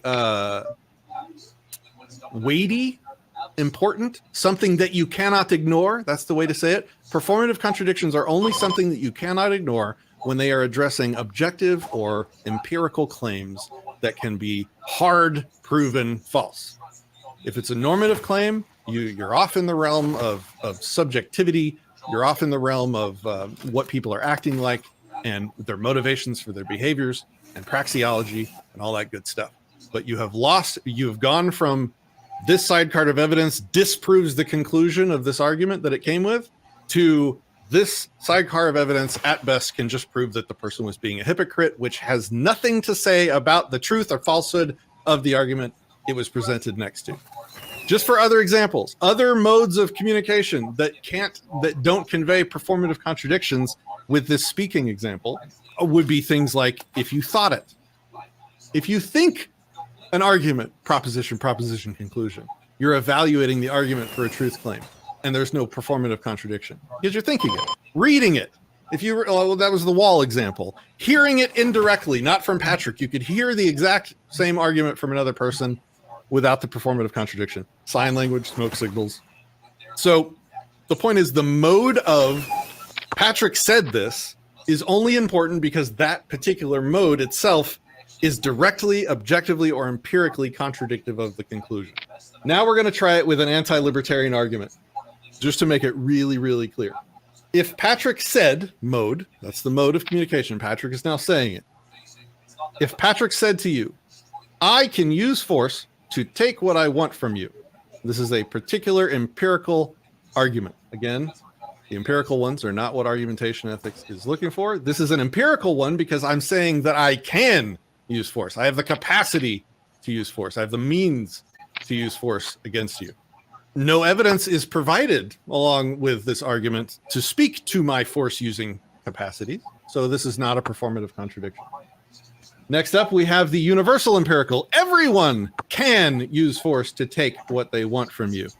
Again, no evidence is provided in this little tiny one-sentence argument as to everyone's force-using capacities, though that would probably be pretty easily disproven with other evidence. But it's not a performative contradiction because nothing about Patrick saying that to you contradicts it empirically.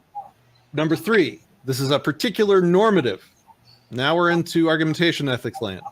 I say to you, I should use force to take what I want from you.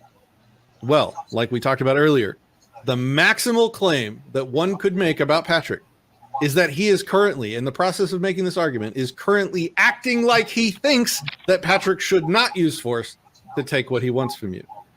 But the claim itself, the proposition, or the premise, conclusion, the argument he gave you in his words, even if he's acting like he shouldn't use force, that argument is untouched by Patrick's mode of communicating instead of using force. Patrick chose a mode of communication that precluded that delivered a sidecar of evidence that Patrick doesn't actually think that he should use force to get what he wants from you.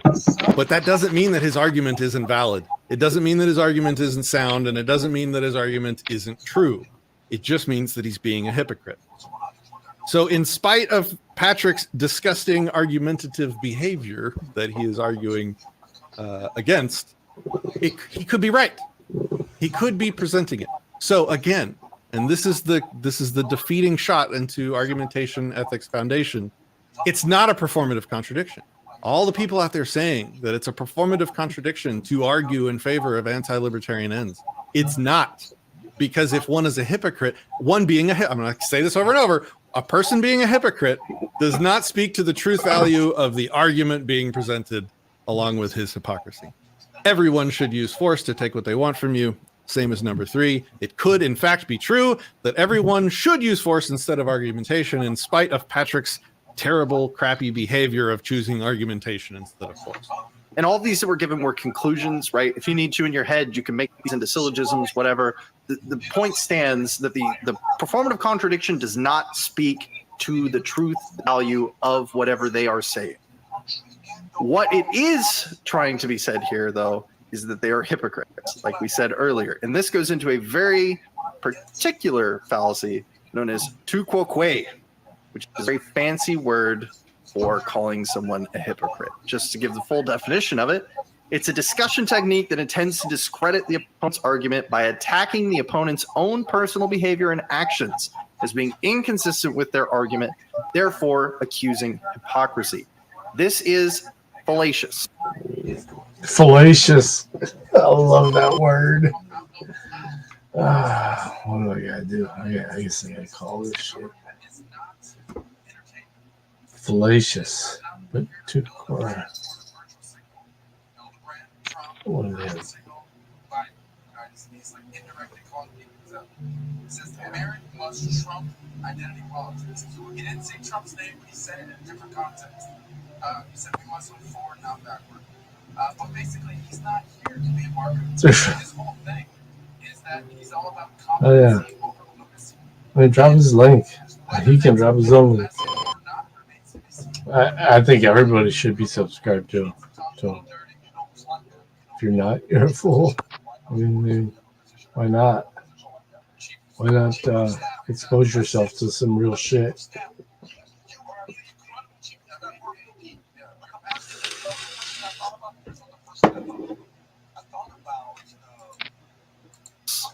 It is in the book as a subset of the argumentum ad hominem, and I'm sure a lot more people are familiar with that. This is a type of ad hom.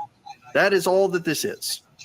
If your whole argument comes down to you are a hypocrite, therefore I will not listen to you, I will not consider the truth value of your statement, you are engaged in fallacious reasoning, and you need to stop. We've said this a billion times, but I feel like just to make sure it is completely clear, it doesn't, nothing else about. You gotta have the ace, dude. Yeah. Oh, you did. By 357. GG. GG 357. His argument matters. The rest of it could be all true, completely true on its face. The performative contradiction in no I had the king, so I was going to play. way is suggesting that it is impossible to make an argument for socialism. All it is saying is that you are a hypocrite for doing so, and if you try to shut down someone's argument by calling them a hypocrite, you are engaged in fallacious reasoning. Or if you say that their argument is false because they're a hypocrite, that is an ad hom fallacy. That is tu quoque, or tu quoque if you're in ancient Latin. Now, one of the things I feel are you have to know what the top hand is all the time, though. According to what you're looking at, you have to know what the top hand is. Argumentation ethicists saying to me right now, because you hear, well, I don't even feel it. You see them say this to people on Twitter all the time when they argue for this stuff, and they say things like, someone cannot present an argument because they're hypocritical. Well, first of all, that's just empirically false. They can present the argument even if they're hypocritical. But that's kind of a soft one. What I've seen more often from argumentation ethicist followers is asserting that someone should not present an argument because they are caught in a performative contradiction and they should be ignored. Their arguments should be ignored because they're performatively contradicting themselves.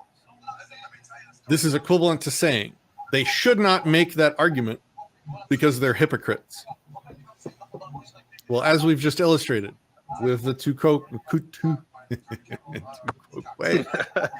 fallacy, asserting that someone should not present an argument merely because they're being hypocritical is an opinion statement, not a performative contradiction causing the argument itself to be proven false. Example. It's a really clarifying example. We could have a fat libertarian. Sorry, shots fired at myself. We could have a fat libertarian making the argument that everyone should maintain a healthy body weight. And in the course of making this argument to you, they are literally shoveling in spoonfuls of raw sugar and drinking pancake syrup while arguing with you that everyone should maintain a healthy body weight. Premise 1, premise 2, conclusion, everyone should maintain a healthy body weight. But they are performatively contradicting the shit out of themselves by actively eating sugar and drinking syrup while they're... GG. G knows. GG. Peace, brother. Fuck well tonight. Making that argument because they're showing that they actually don't think that everyone should maintain a healthy body weight. They're being hypocritical while making the argument. But does that mean that that the argument is false, that everyone should not maintain a healthy body weight? Of course. Matt, have you tried to get in this game? I think you might be able to. I don't think it's been an hour. It's not.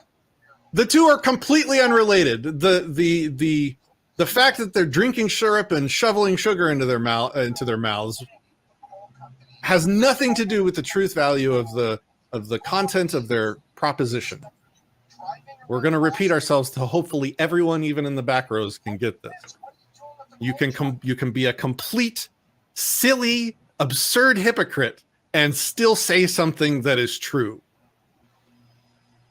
And then other people say they proclaim that one should ignore arguments made by people being hypocritical. Again, this is just another opinion statement. And it's more insidious than that, because, and this one stands out to me every time I hear somebody say it, because I really try and live by this mantra that I want to believe as many true things as I can and as few false things as I can. And if I walk away from arguments made even by hypocrites, I am leaving myself in danger of continuing to believe false things that might have been disproven by the hypocrite making a valid and sound argument. And I've even said this before, back in the Molyneux days. I remember saying it, like, and Molyneux says this, you wouldn't buy a diet book written by a fat person. And it's the same kind of idea. But we're doing it every day now. When we're normally living, yeah, it'd probably be stupid to buy a diet book from a fat person, because that's kind of a red flag that they don't know how to maintain a healthy body weight. So why would I buy a diet book from them? Yeah, colloquially that makes sense. But it doesn't mean that the stuff in their diet book won't give you a healthy body weight if you follow it. So there's a difference between like red flags for bad ideas and truth value. They're different things. There again, I said it like a 17th way. People are going to just be like, okay, goddamn, Patrick, I got it. Shut up. Arguments live and die on their own merits and don't require a human to even be involved in outside of yourself, outside of your own mind. You can take in an argument, you can process it, you can determine its truth value. Somebody said that people's actions are part of the argument. So their actions when they're delivering the argument become part of the argument, sort of without the person even consenting. Now you're just straight up straw manning them by including premises in their argument that they didn't want in there, even if it's hypocritical. It's just a straight up straw man. So what I wrote here is arguments live and die on their own merits and don't require a human to be involved. Forcing perceived human motivations into people's arguments as premises can cause an instant straw man, making your rebuttal invalid. Now, you can choose to ignore it if you want. You can be like, oh, that guy's a hypocrite. I'm not going to listen to his argument. But you are choosing to leave yourself in danger of continuing to believe false things. Now, I want to provide a little bonus argument just to illustrate another thing that I blew past while talking about performative contradictions, and that is the changing of the modes as another illustration of how we're defeating this argument. So again, back to my graph. Last time I promised. If we take those same claims and change them to words written on a wall, we again completely sidestep argumentation ethics. Patrick can use force to take what he wants from you, words written on a wall. No evidence was provided by those words written on a wall as to Patrick's force using capacities. Again, same for everyone. And then we go over to normative. Patrick should use force to take what he wants from you. Same. The words written on a wall, there's no performative contradiction. Patrick's not there making any claims. Those are just a disembodied argument, a disembodied proposition that could very well be true written on a wall. No performative contradiction. Same for the universal version. If all I have to do to turn what you would consider a failing argument into a valid one is just change the way I deliver the argument to you, to just about any other mode of communicating besides the person presenting it, then maybe the problem is not the argument. Maybe we're just illustrating a narrow, limited, specific weakness of that specific form of communication. The specific form of communication means that Patrick is a hypocrite when he makes certain arguments. Well, that just might be a limitation of that mode of communication or that mode of argument. Because all the other modes of argument are able to offer that exact same argument without the problem that you're referencing. So if all I have to do is change the mode to get around your objection, then maybe the problem isn't the argument. Maybe the problem is just, hey, we have a specific mode that has a limitation. Yeah, and this is, control or ownership. It doesn't matter. Control, this whole thing is just a meaningless deflection from argumentation ethics. It still stands as is. Putting all of the performative contradiction stuff aside, literally all of it. If we don't make argumentation ethics about self-ownership, there is no argumentation ethics. The whole point of this, as we talked about earlier, is to demonstrate. Breaking news. This commentary is awesome. I love it. Yeah. That you cannot argue for norms that violate self-ownership. You can't argue for socialism. That was the whole point of this argument, and that's what it set out to do, and that's what it tried to establish in the conclusion. And if you're willing to give up control and self-ownership, all you have now is a list of norms that you think an argument is with no conclusion, because you cannot get just from those norms into. They keep talking about norms, but I'm a norm. I'm confused. Into the conclusion that you must respect self-ownership. You have to somewhere establish in this argument that, are we talking about exclusive control? Are we talking about self-ownership? How did we get to this place? This is why we've harped on it so much. You have to have self-ownership in order to get argumentation ethics. And if that isn't properly, if it isn't necessary to the argument, then there's no reason for it to be included. And so we have to question why it's in there to begin with. That's it. That's the end of it. That is the argument in a nutshell. If you've watched this far, congratulations. You're a nerd like us. I hope you've enjoyed it. I hope you've. What is argumentation ethics good for, Christian? Yeah. So listen, argumentation ethics may be dead, but with a little bit of necromancy, we can still bring back and do some good stuff with the husk that remains. We talked about this idea, the tu quoque, identifying hypocrisy in people, and we mentioned that it's a fallacy to assume that someone's conclusion is false based on them being a hypocrite. I keep couching all of my language, but I want to make sure I'm very specific so that no one loses me here.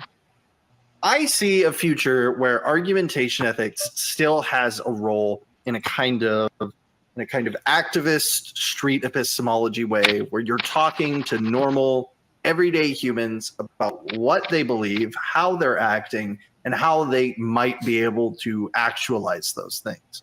Now, this is a completely different usage than what argumentation ethics is intended for. In fact, it's almost the opposite usage, where argumentation ethics was not created in order to convince socialists to be libertarian. It was to make some observations about what we can and cannot argue about. But in this world where the performative contradiction doesn't hold the value that's needed in order to make that claim that Hoppe was trying to, there's still a world where you can talk about how people's actions aren't necessarily agreeing with the statements that they're making, and try to figure out why that is in a way that. Really? Let's see this. Brought to you by Pfizer. CBS Health Watch sponsored by Pfizer. Anderson Cooper 360. Brought to you by Pfizer. ABC News Nightline. Brought to you by Pfizer. Making a difference. Brought to you by Pfizer. CNN Tonight. Brought to you by Pfizer. Early Start. Brought to you by Pfizer. Friday night on Aaron Burnett Out Front. Brought to you by Pfizer. This Week with George Stephanopoulos is brought to you by Pfizer. This weather report brought to you by Pfizer. Today's countdown to the royal wedding is brought to you by Pfizer. And now a CBS Sports Update brought to you by Pfizer. Meet the Press data download brought to you by Pfizer. This portion of CBS This Morning sponsored by Pfizer. On how to find the hidden sugars in the American family diet. Sponsored by Pfizer. Brought to you by Pfizer. CBS Health Watch sponsored by Pfizer. Anderson Cooper 360. Brought to you by Pfizer. ABC News Nightline. Brought to you by Pfizer. Making a difference. Brought to you by Pfizer. CNN Tonight. Brought to you by Pfizer. Early Start. Brought to you by Pfizer. Friday night on Aaron Burnett Out Front.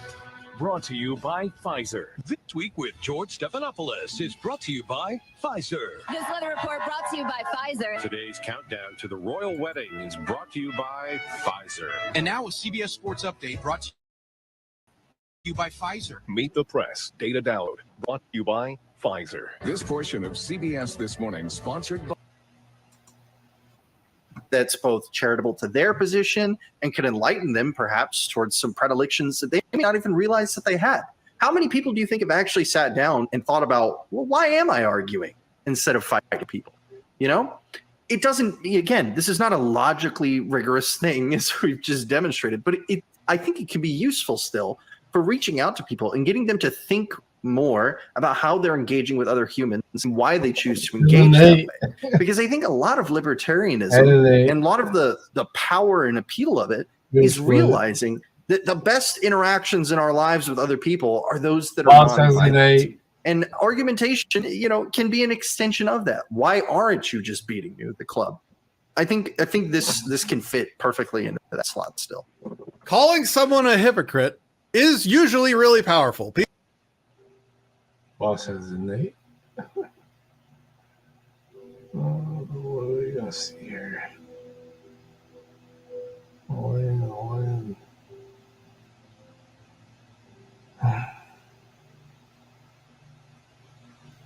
All right, let's see what happens. Oh, we got snowballs. Matt, what up? Fold. Yeah. GG. Boss. Or outlaw. Outlaw.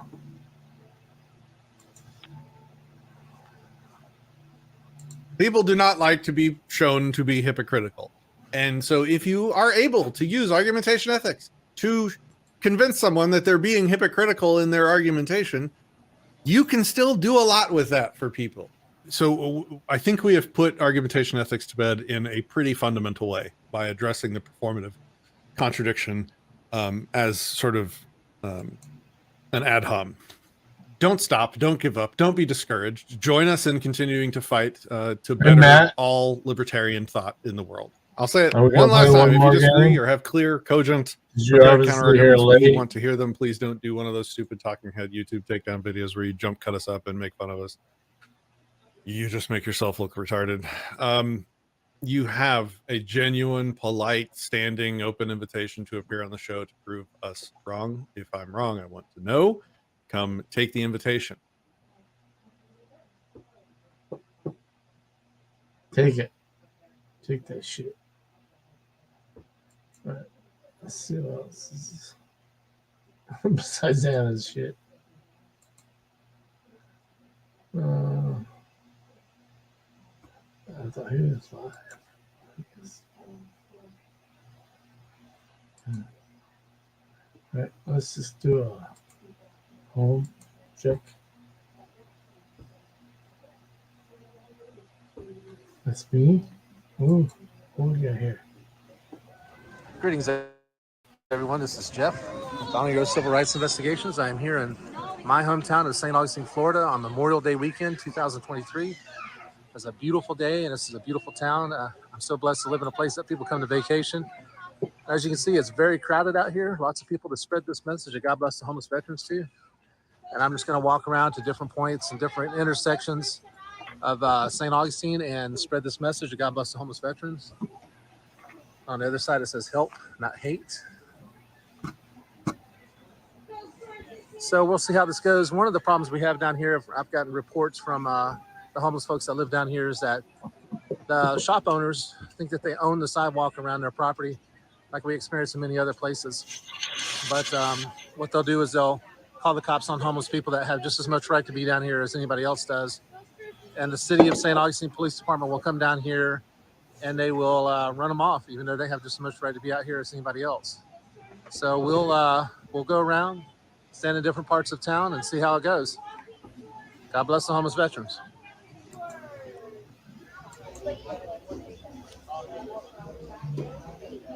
Good evening, y'all. God bless our homeless veterans. Good evening, y'all. God bless our homeless veterans.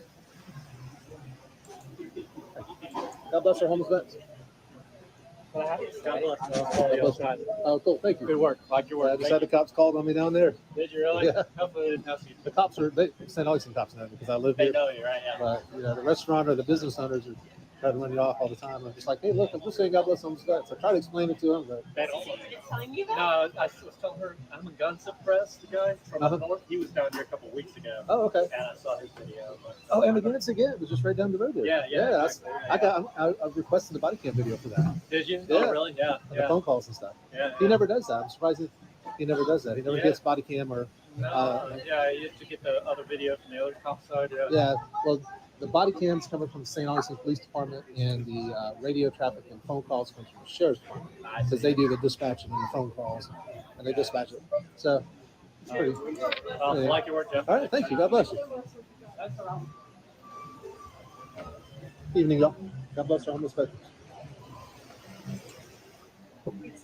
Hey, I appreciate that. I'm not homeless myself. I just like to come out public and say God bless homeless veterans. I'm a retired truck driver. I just like to spread the word of compassion for the homeless vets. So, right, thank you. This gentleman right here, though, he's homeless. He may want something. I'm not sure. Cool.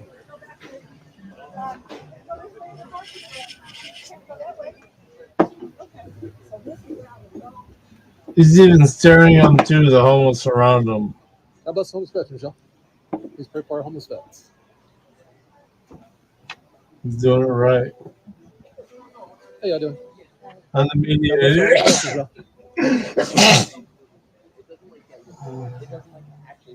God bless our homeless vets.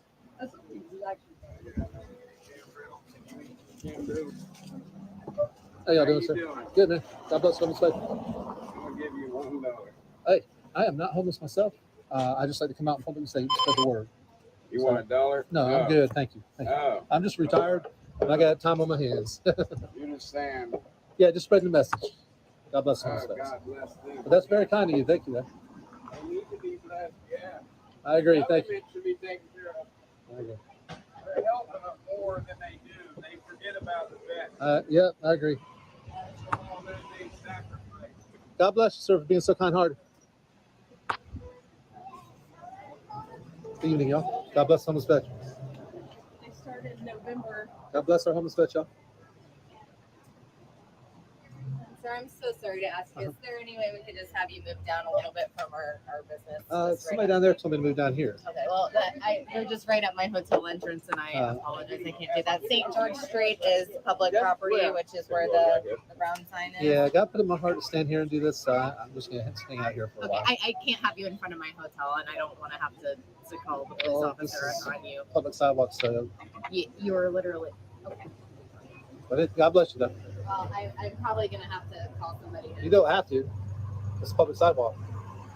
I'm just asking if you can move down the street. It is really, really hard for tourism for us. If you could please just move. With the message of God bless the homeless vets? I don't think so.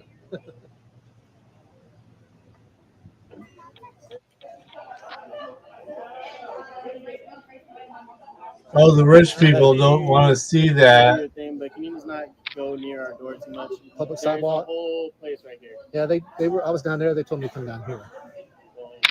So if I go back down there, then they're gonna tell me to come back down No, I'm here. saying right there. Literally, that whole spot right there. Yeah, that right could here. be all yours right there, my man.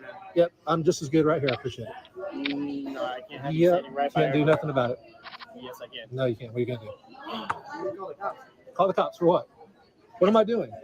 I'm saying God bless the homeless veterans. Nice, dude. I'm telling you. Please, let's go. It's literally You don't have to call the right cops. there, right there. Yeah, don't call the cops, man. Just leave. No, Best thing, just leave me alone. Just let me stand here and just chill. No, just stand over there, dude. Nope. Can you stand over there? Don't move for them. I mean, I can get this whole thing. Yeah. I can get the cops and everything. Can you do me a favor? I don't want Can you stand over there instead? No. Can you go stand down there? No, this Why is don't you- our business. Can you go? This is our Do me a area. favor. Why don't you go stand on the other side of Dude, St. don't Augustine? argue with me, please. This is our All I'm spot. doing This is is our saying- business. I'm saying this. All I'm saying I is- don't want you I'm down on our patients right here. I'm saying You the can same stand thing right that you're there saying across to the me. street.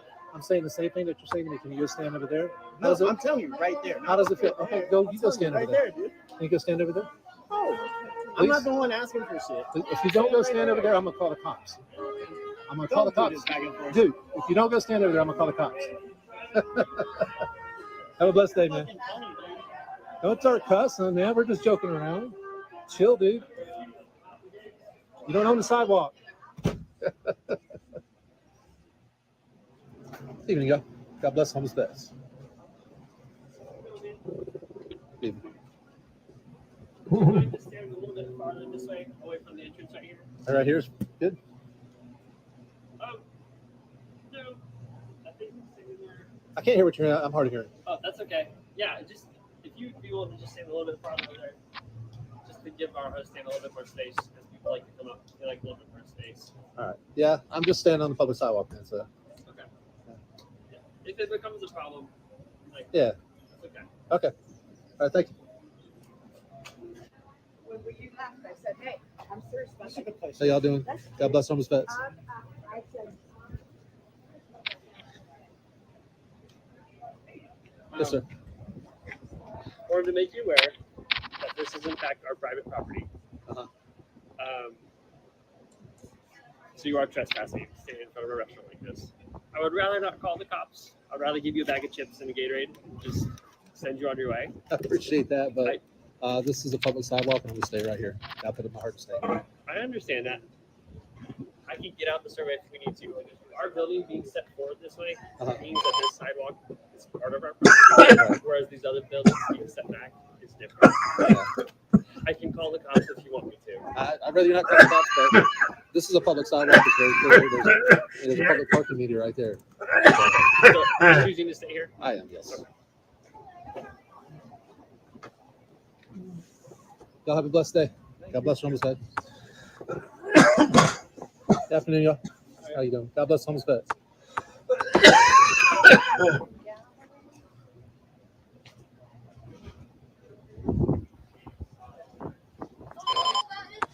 How you doing?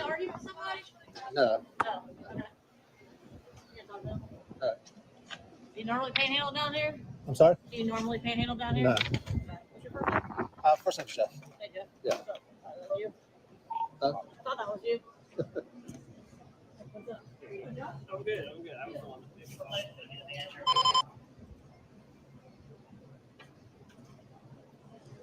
How you doing? Else? Good, man. How are you? Y'all's body cameras going? What's that? Are your body cameras going? Yeah. Okay. Because he's gonna pull them. He's gonna pull these body cameras.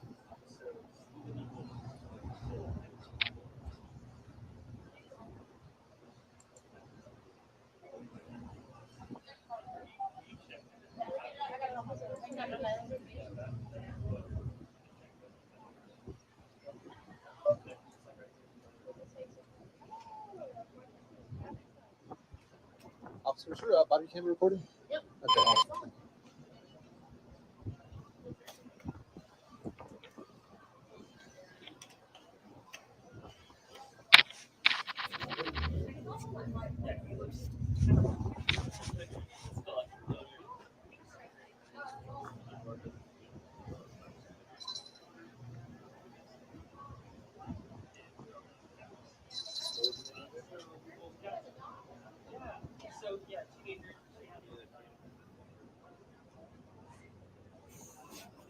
All right.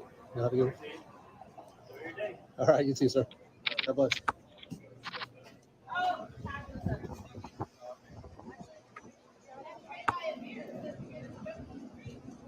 Hey, you can't be by the parking meter. You gotta be 20 feet from the parking meter. I can be by the parking meter. Huh? I guess I can. By the parking meter? Yeah. Yeah, you have to be within 20 feet. We can test that if you like. Is that why you're doing it right here? Because No, I'm doing it right here because this is obviously public property. it's city ordinance. Yeah, but I can do this by the parking meter.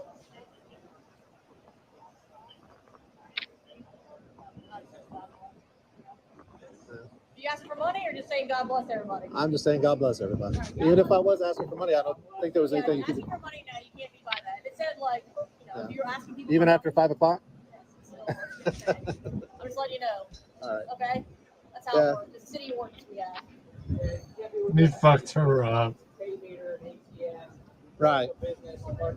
Right. He fucked I'm not them, panhandling, the so. both of them. Dude, why are you even talking? All right, well, there you have it, folks. Just like was reported to me, the shop owners down here do think that they own the public sidewalk. Some of them do anyway, and they'll come out and tell you to move along. And part of the problem with being told to move along is everywhere you go, You're gonna be standing in front of a shop basically down here in downtown St. Augustine on St. George Street in the historic area. But they were calling the cops on me, and we all know that if it wasn't me, if it was just a regular homeless person, it would have been a different story. But anyway, from downtown St. Augustine, my hometown, beautiful St. Augustine. See you next time. Oh, shit.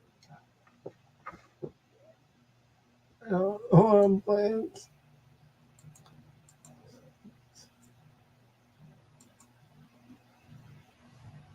No, I'm playing.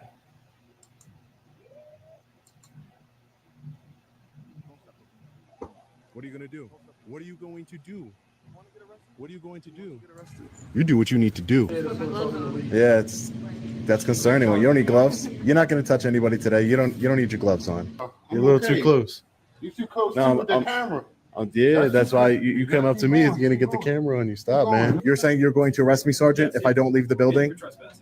You're a tyrant, Sergeant. You know that? You're a tyrant. Your name will be on the civil rights lawsuit. Don't worry about it, because you're the one who threatened the arrest. Permanently banned from a public building? Yeah, that's what they're Permanently banned. Okay, so at I least can't. a year. At least a year. Oh, at least a year. That 1 year ban has been lifted.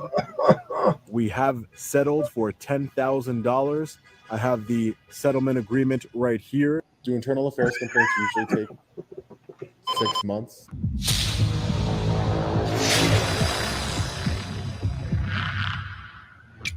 Hey, what's up, guys? The Long Island Audit here, back again with another video. Today, we're at the Baltimore County Government Building here in Towson, Maryland. We're here today, as always, to peacefully exercise our First Amendment right to film in public and publicly accessible areas to promote transparency and accountability. All right, Tuapri is the shit. Is there anything new with Tuapri? If there is, I will stop this shit and play that. Accountability within our government, and to ensure that our public servants recognize our rights and treat us with respect. We the people are back again at the government building here in Baltimore County. Last time we were here, we had our rights violated. We were removed from this building and trespassed from the building under threat of arrest by the Baltimore County Police Department because the security guards inside called them and had us removed for simply exercising our First Amendment right. Well, that 1 year ban has been lifted. We have settled for $10,000. I have the settlement agreement right here. We the people won. We did it. It's time to get our victory lap in and to make sure that they do not violate our rights here again. Let's get into it. All right, guys. So we are inside the facility here. Just walk through the metal detector over here. Hi, how are you guys doing? Is there a supervisor available I could speak to? I'm sorry? Oh, do you remember me? You don't remember me? Remember a bunch of officers came here, removed me from the building? You don't remember? Well, I just want to let you guys know that, obviously I was banned from this building for a year, and now that's not the case. And, my attorney talked to the attorneys here, and you calling the law enforcement officers that you did that day cost the taxpayers of Baltimore County $10,000. So I just wanted to let you guys know that it is a constitutionally protected activity to film in the public areas of government buildings. There's nothing wrong with it. It caused a lot of issues last time by you guys calling law enforcement and law enforcement being ignorant of that's fine. You don't have to comment on anything. That's fine. Just want to let you guys know that your ignorance of the law and our rights cost the taxpayers a total of $10,000. Okay. And your security company is called Watkins? That's the name of the security company? We're reaching out to them. We can do an open records request because I want to see exactly how many people they've done this to. How many lawsuits have been filed and the taxpayers have paid, because this is the settlement agreement here. between myself and the county. Does he have Jack 8? Does he have Jack 8? The county shall pay Mr. Reyes the sum of No, $10,000. And for the 1-year ban on the effective date of this agreement, the county will lift the 1-year ban against Mr. Reyes. So I told you I was going to follow up, and we the people will follow up, and we're back.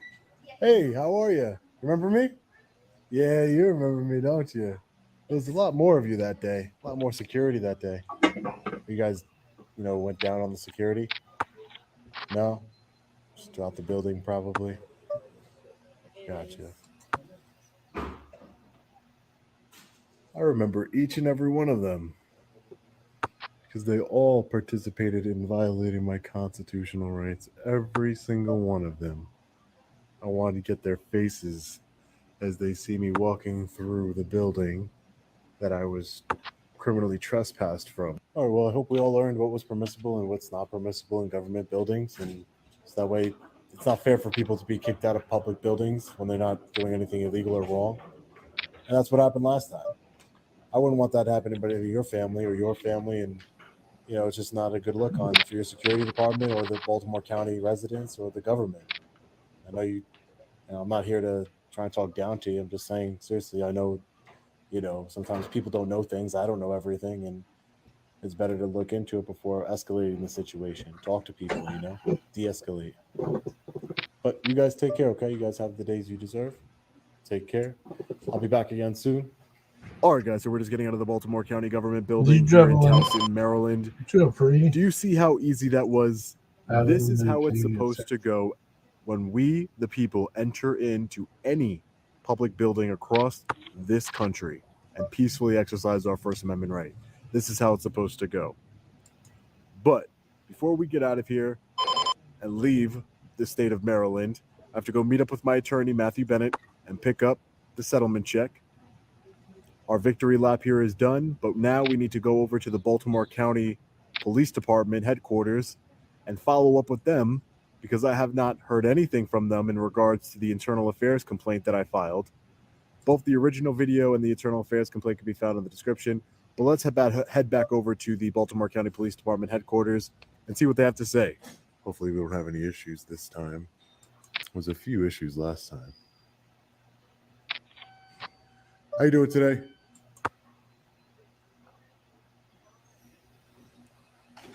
Hey, sir, how are you? I'm here just to follow up on an internal affairs complaint that I made in December. I spoke with 2 internal affairs officers, but no one reached out to me. It's regarding an incident at the Baltimore County government building. Okay. Is it an appointment for today or just a walk-in? No, just a walk-in, just because it's been since December. I gave them my contact information. No one's contacted me, so I just want to speak to somebody. Sean Paul Reyes. Yes, sir. Thank you. Appreciate it. They should be right down momentarily. Thank you. You want to head on over here, and I'll just put you through and get you seated over here. Oh, sure. On the other side? No problem.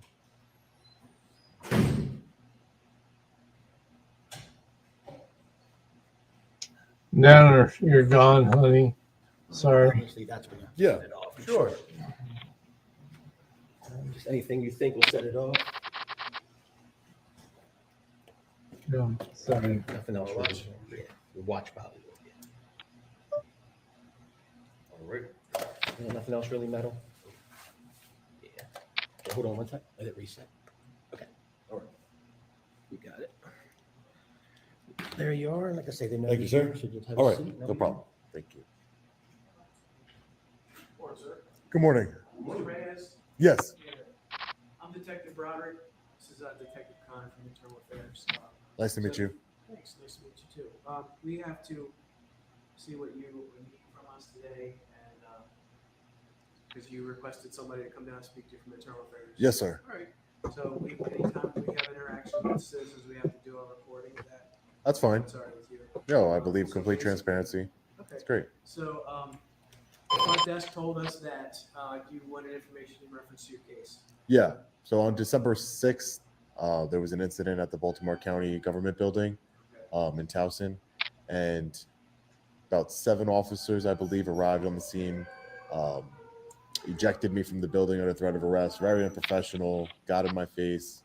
So I followed up here at this facility here and submitted an internal affairs complaint against those officers. Again, this happened back in December 6th. I haven't heard anything. I provided contact information. I haven't heard anything from anyone at Internal Affairs here as far as like a follow-up. So I did go the route of, I did hire an attorney. Wasn't charged with anything, but I did hire an attorney, and we ended up settling with the Baltimore County government based on the actions of the officers here, the Baltimore County Police Department. So we've reached a settlement with the county government, but I wanted to come here and follow back up to see what was the status of that internal affairs complaint. You know, if it's completed, which I would assume it is by now. What are the findings? Okay. And you haven't got any information? Nothing. From Nothing at my residence or. We do have an active investigation, and it's been assigned to an investigator. That investigator apparently has provided you with some type of information, to the point where you know, you might even have a voicemail on your cell phone from the investigating detective, and then also there was something else. Hold on, give me a second. Generally, what happens, so with any investigation, it takes some time. It goes through several levels of approval, our chain of command.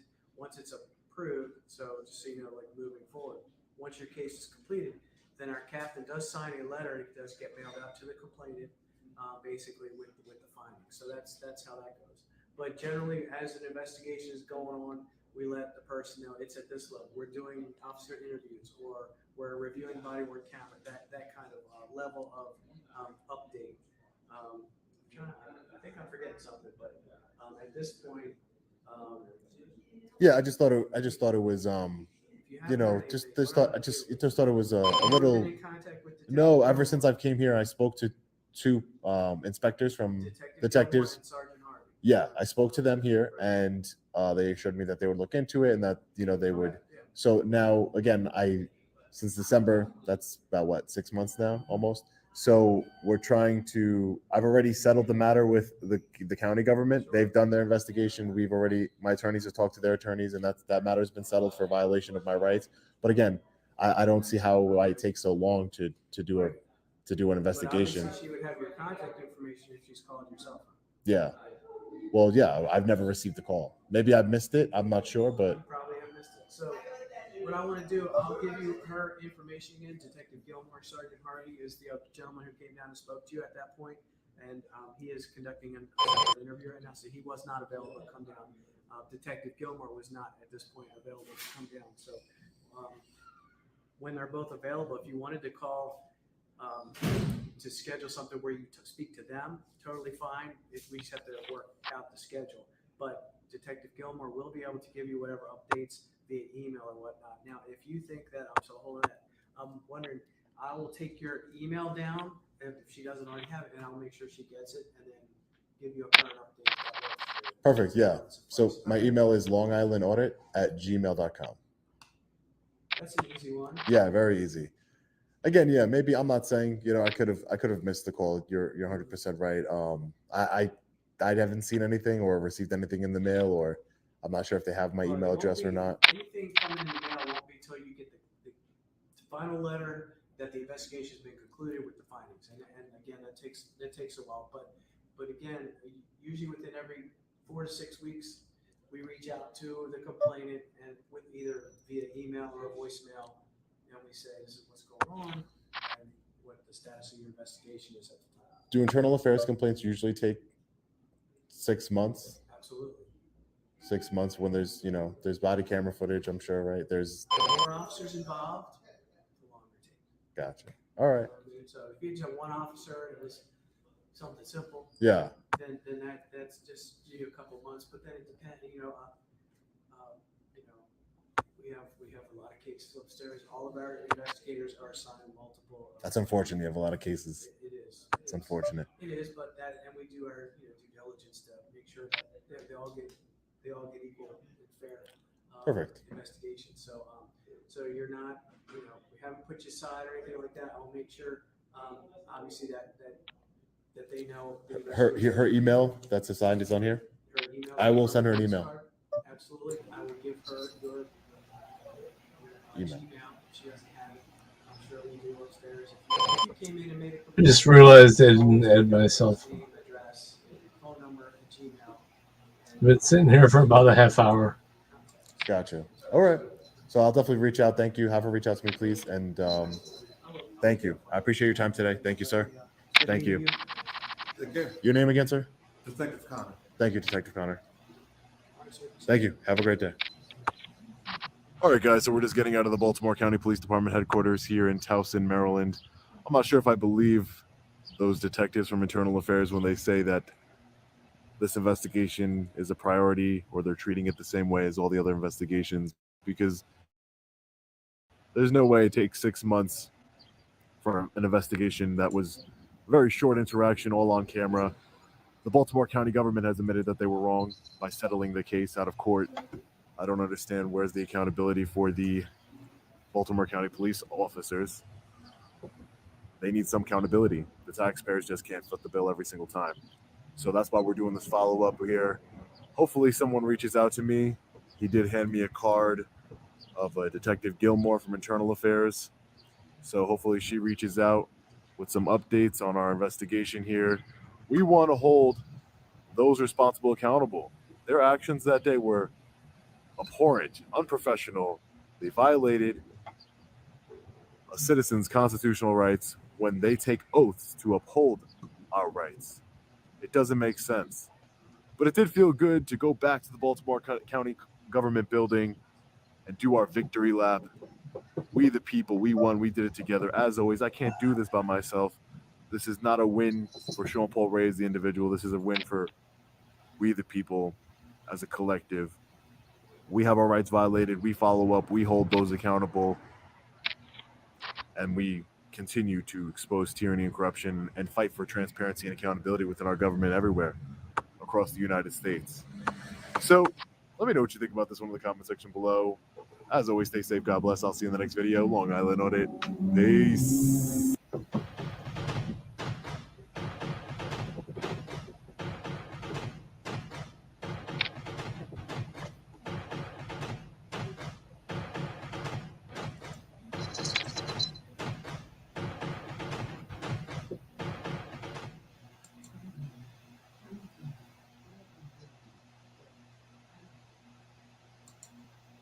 What up, Whiskey Ginger fans? Welcome back to the show. If this is your first time joining us, welcome to the show. Please like it, subscribe it, leave a comment for the algorithm. And I appreciate you guys watching. I'm trying to bring you guys new people that you've never seen before and people that you have seen before, some returning guests, and some people that you never heard of or seen before. So I appreciate you continuing your patronage. We also have a Patreon, speaking of which. You want to head over there and see the Cheeto chats. We do Zooms at the top tier, all sorts of fun stuff. Patreon.com/Whiskey Ginger Podcast. My guest this week is Shane Gillis. Love this dude, man. So funny. And he has a special out right now. Right now, go to YouTube and watch his special. Well, not right now. Listen to this first and then go watch it. Or open 2 windows and watch this simultaneously with his special. Whatever floats your boat, man. Anyway, Shane's special is out. It's so funny. He's such a great dude. And please go watch after this. Also, I'm on tour. AndrewSantino.com. I'm jumping around the country, man. Go see me, dude. I have so many dates up. We're adding more dates as we go and adding more shows. I think we're adding a show in Philly. We're adding shows in Portland and Seattle. Second shows. And Boston, Atlanta, San Francisco, Chicago. We're all over. So when people hit me up, they're like, when are you coming to? Look on the website. Go look it up. That's where I'm coming to. Enough rambling from me. AndrewSantino.com for those tickets to see me live. Let's go to the episode. In here, we pour whiskey. Oh, that creature in the ginger beard. Sturdy and ginger. Like vampires, the ginger gene is a curse. Gingers are beautiful.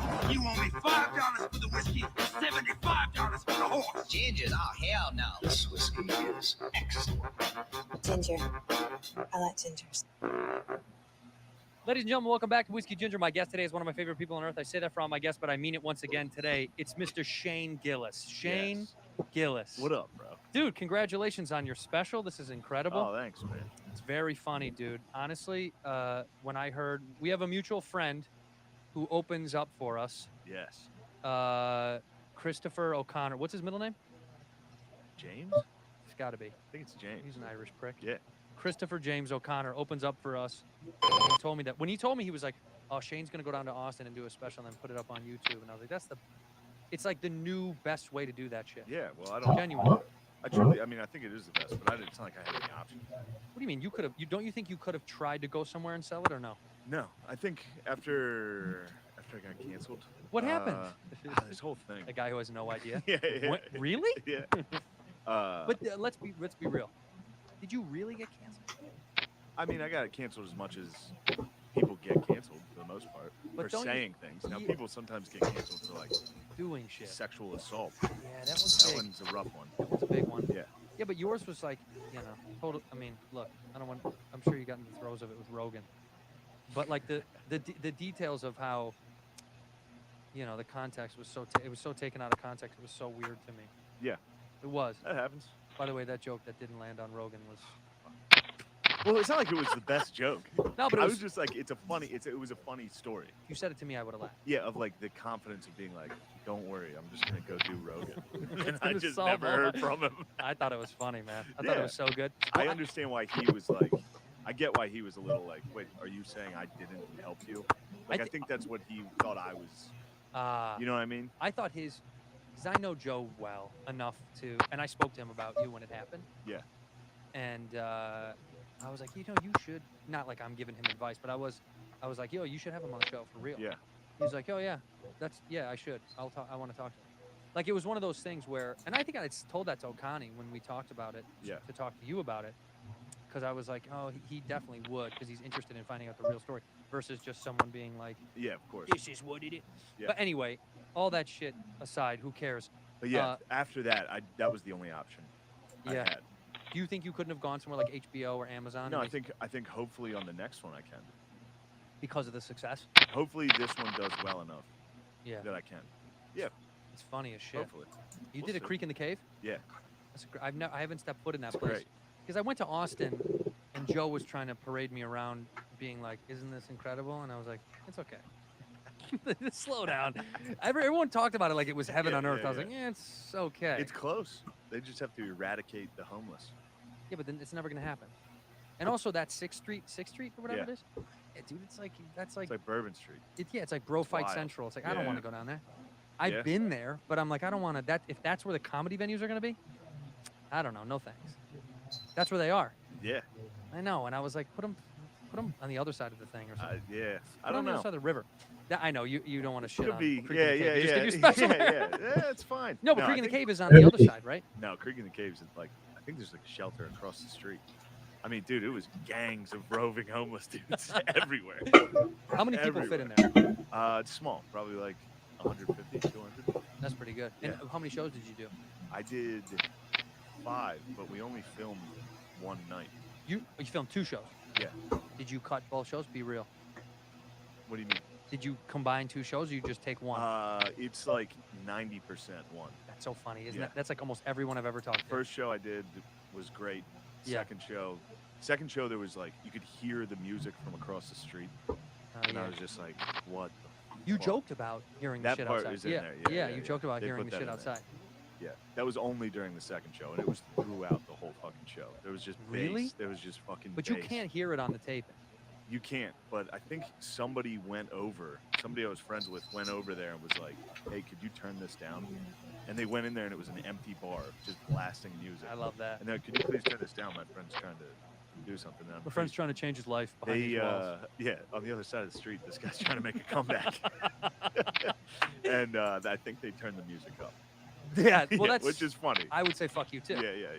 But also, that's such a I love that's such a white move is to go over and be like, excuse me, could we please turn the music? Yeah. And they were like, we're not doing anything illegal. And it was like, all right, great. That's they're right. everybody in Texas. We're not right. That It's is like, there's nothing illegal about this. It's like, all right, but everyone's just kind of asking you not to do it. that is funny because that's Yeah. so true. Everything there is just like on the border of, yeah, it's not cool, but it's not Yeah. against the law. You can't tell me what to do. You can get bummed about it. Yeah. You're not gonna put me in prison. And for I it. was bummed. I was fucking bummed, dude. I was on stage, just like, fuck. Yeah, 90% is kind of what I keep hearing. I think that's why Rock did his special where he did that one where it was Yeah, it was kind of cool. 4 shows or Yeah, whatever yeah. whatever it was, cut it together. Yeah. But yours was better than Chris Rock's. You heard it here first. I said it. Thanks. No, it was really, really good, man. You should be. I texted you today, and I Yeah. said how happy you should be about it. And I knew you would be, but it was also Look, I have a genuine question, just outside of being a friend. As like an observer or a fan, I was like, oh, this was really strategic. Maybe it wasn't on purpose, but like putting out the Gillian Keefe sketches on the channel and growing Yeah. it. Did you want to do that the whole time? Were you like, I'm going to grow this with the sketches I'm going to do and then drop a special? The plan was to do that. Yeah. Yeah, okay, that's Yeah, smart. but Because when I then- saw it, I was like, that's really smart. Yeah, the plan was to film a bunch of sketches, and then in this lull where we're hopefully going to make some more sketches, but we'll see what happens. In between the first couple sketches and hopefully next season, put a special. Yeah, it was good. So we'll see. Hopefully it happens. Are you one of these guys that's going to try to do a special now every year? No. No, that took like fucking your 10 whole life. years. It took 36 years. Yeah, that's still all my material. I'm gonna go do that material tonight. I like that you're honest about that. Yeah. I hate when people are like, nah, man, you know when you hear like, it's always like a bad comic that's like, I've got like a whole new hour, and you're like, you what? How? You're all your Like, other what shit. the fuck? I think that's kind of why you got to be confident enough to be like Exactly. every time. Yeah, yeah, yeah. You know what I mean? I mean, obviously there's guys like Louis and all those dudes. Who's that that did guy? He got canceled. He's but like the guys who put out an hour, that was crazy. He was doing that. Why? Look, And it was good. Here's the problem. When Jordan had that game where he could hit all those threes, Yeah. it gives the impression sometimes that other NBA players could also do that. Yeah. And then they try, and you're like, hey, you can't do that. Yeah, you can't. That was the thing. Is like Louis set an unfair standard, and then you saw other comics, not going to mention who, but like we saw people putting out too many specials, and you're like, across the board. Yeah. of Even course. comics that I like, I was like, what is that, dude? Yeah. You're putting out too much bullshit.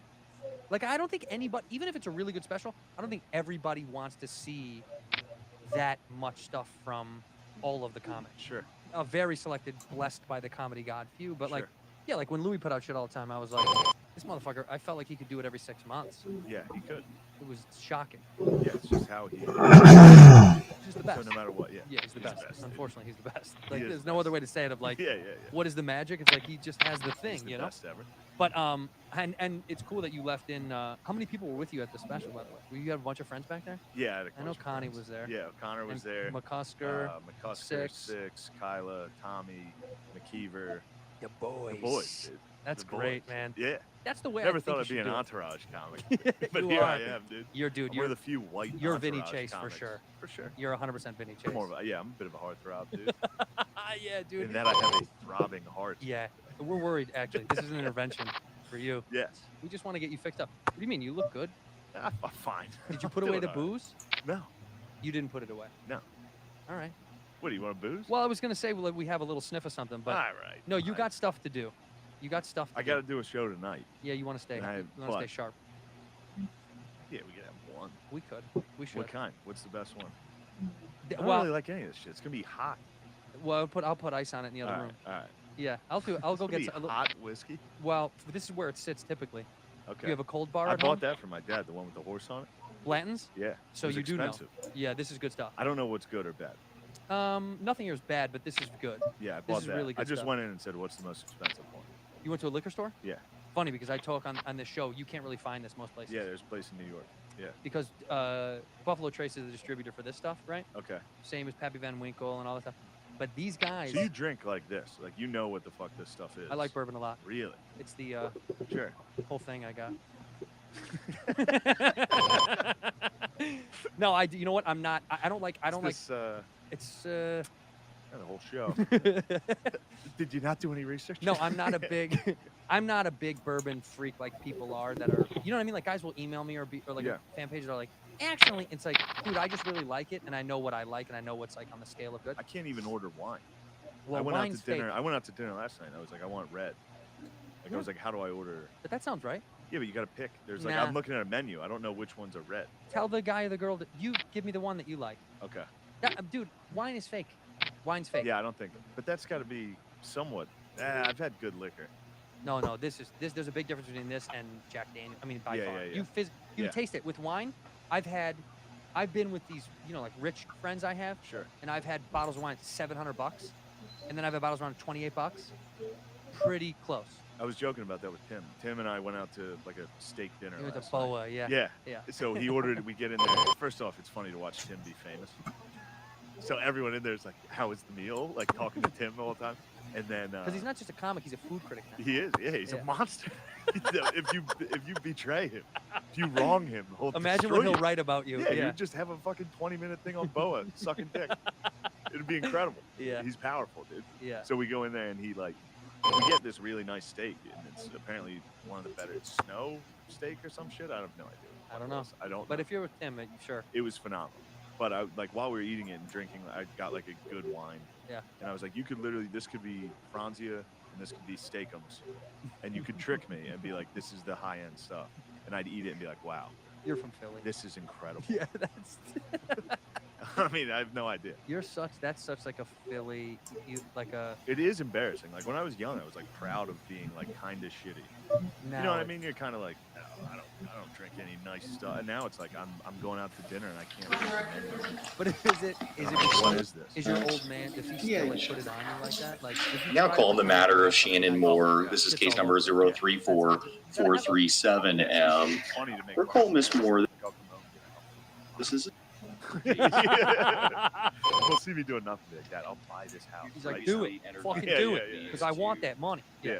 That is the interesting thing about what I like, and I'll include you guys in the Midwest thing because I'm a Chicago guy. But like most people from that part of the country, you should be embarrassed about your success. If you're not embarrassed about your success, they hate you. You should be a little embarrassed about your success. Like, what did your parents say about your special? Were they there, They by the way? haven't said anything. How many days? 4? 2. No. Oh, It's okay. only day 2. Yeah. They probably don't know. Did you tell them? Were you like, yo, No, I didn't tell them. You were like this. You didn't mention the I most did not important tell thing in them. your comedy career right now? No. That's cool. I'm not trying to be cool. I just No. I understand. mean, it's cool to. Oh, not. you know what? I talked about it with my dad. He came down to Florida with me and O'Connor and the guys for like a week. I heard. And Phil was down. Okay, what did O'Connor tell you about the trip? Honestly, and this is not my business to say live on the show, but I'm going to.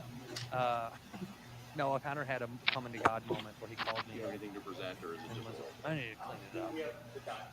It's been too much down here. He was a fucking mess. He's gonna fucking hate me for this. No, he was knew partying. this was coming. No, he I knew know. this He did. podcast. He knew this was coming. So No, we went he down. was partying really hard. I figured he was partying with you, and then he came down and met up. Yeah. Well, because we were on the road together and we were having so much fun. Did he tell you when he came back what I was saying to him? Oh, I told you. I was like, the road dog. The road dog. He was.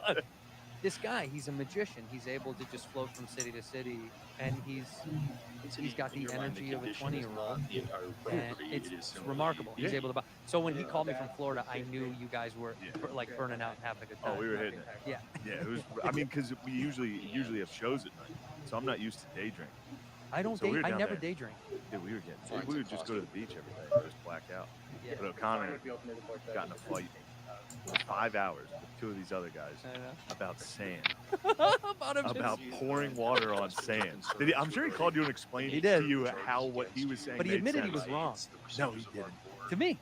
Oh, he would never say that to you guys. No. No, but he was like, in the end, I think he was like, but I guess I stood corrected. Dude, I have video. I'll show you after this. Yeah. It is so fucking funny. Chris is like smart. Chris is like the smartest dumb guy. By far. It's crazy. He's an idiot genius. He Yeah. sounds and he when he speaks and articulates, he's very smart. Yeah. Then he'll do stuff. And you're just like, dude, what the fuck? Dumbest shit I've ever seen. Yeah. Yeah. By far. So he's fighting with these dudes about sand.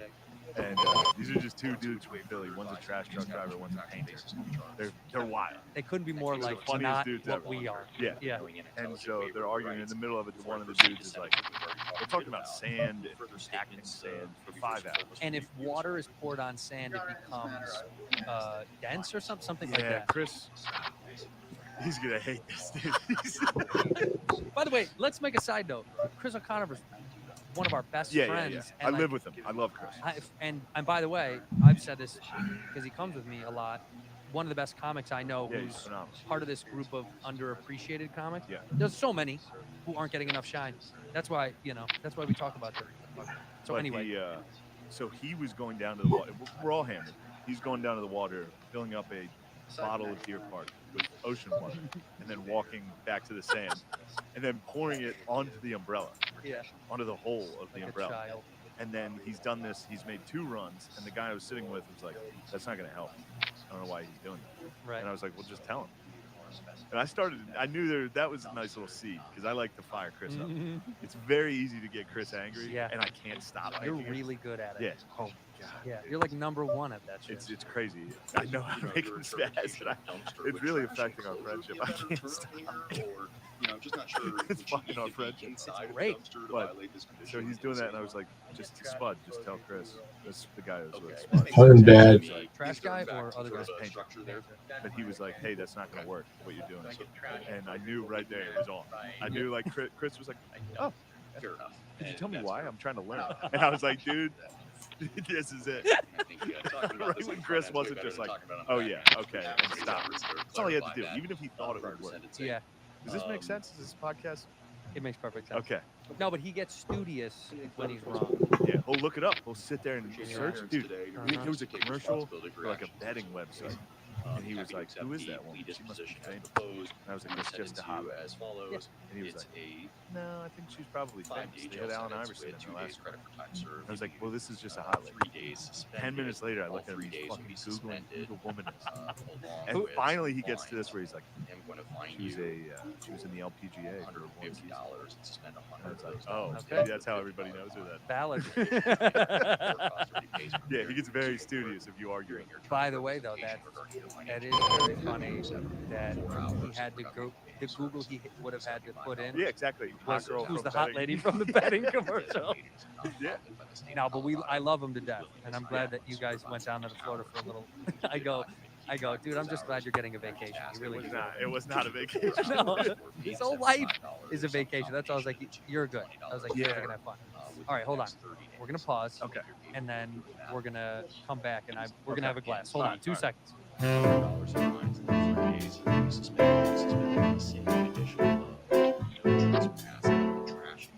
All right, and we're back. Cheers.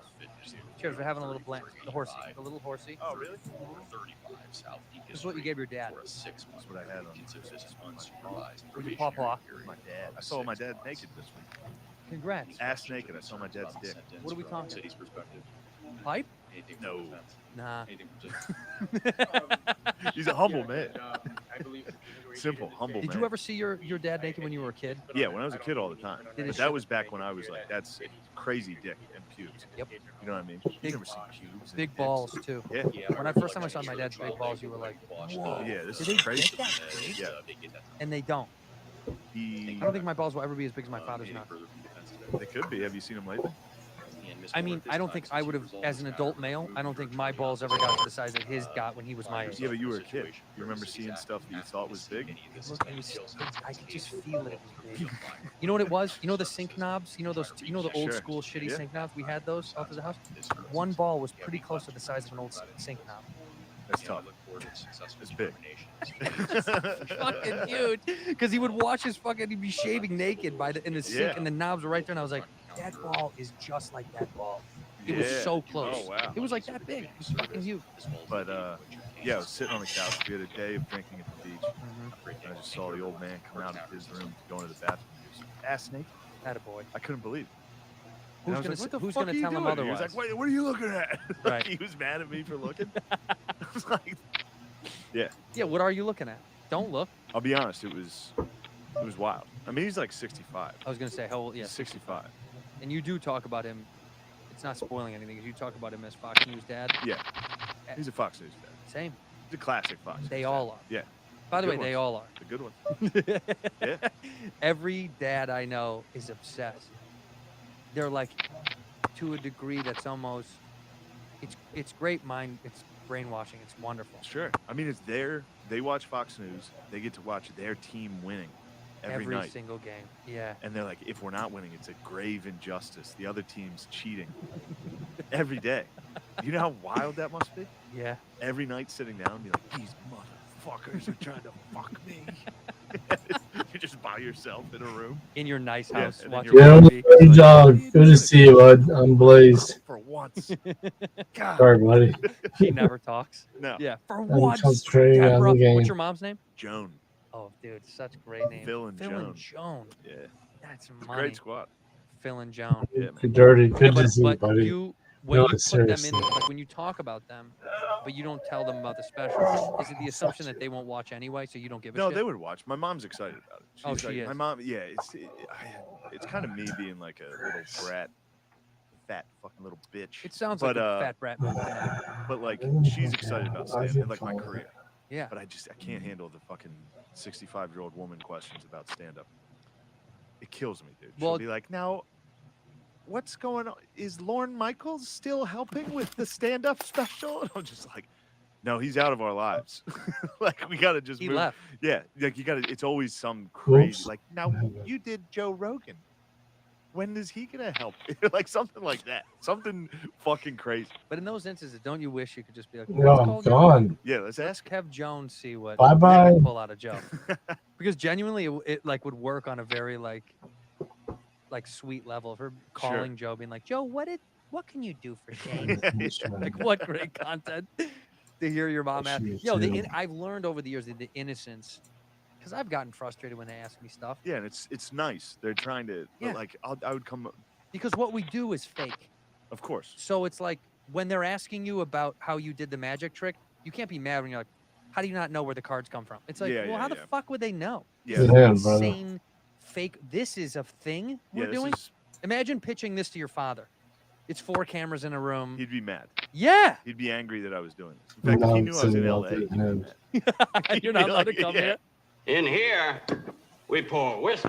Hey, are you in the market to create a beautiful new website? You trying to blog about something, trying to sell something, whether it's product, you kind of publish something, whether you just got a nice little opinion you want to put out to the world, or you've got stuff you want to sell on the interwebs. Squarespace is the place. I've talked about it on the show many times, and I'm not a smart guy. We've already gone over this.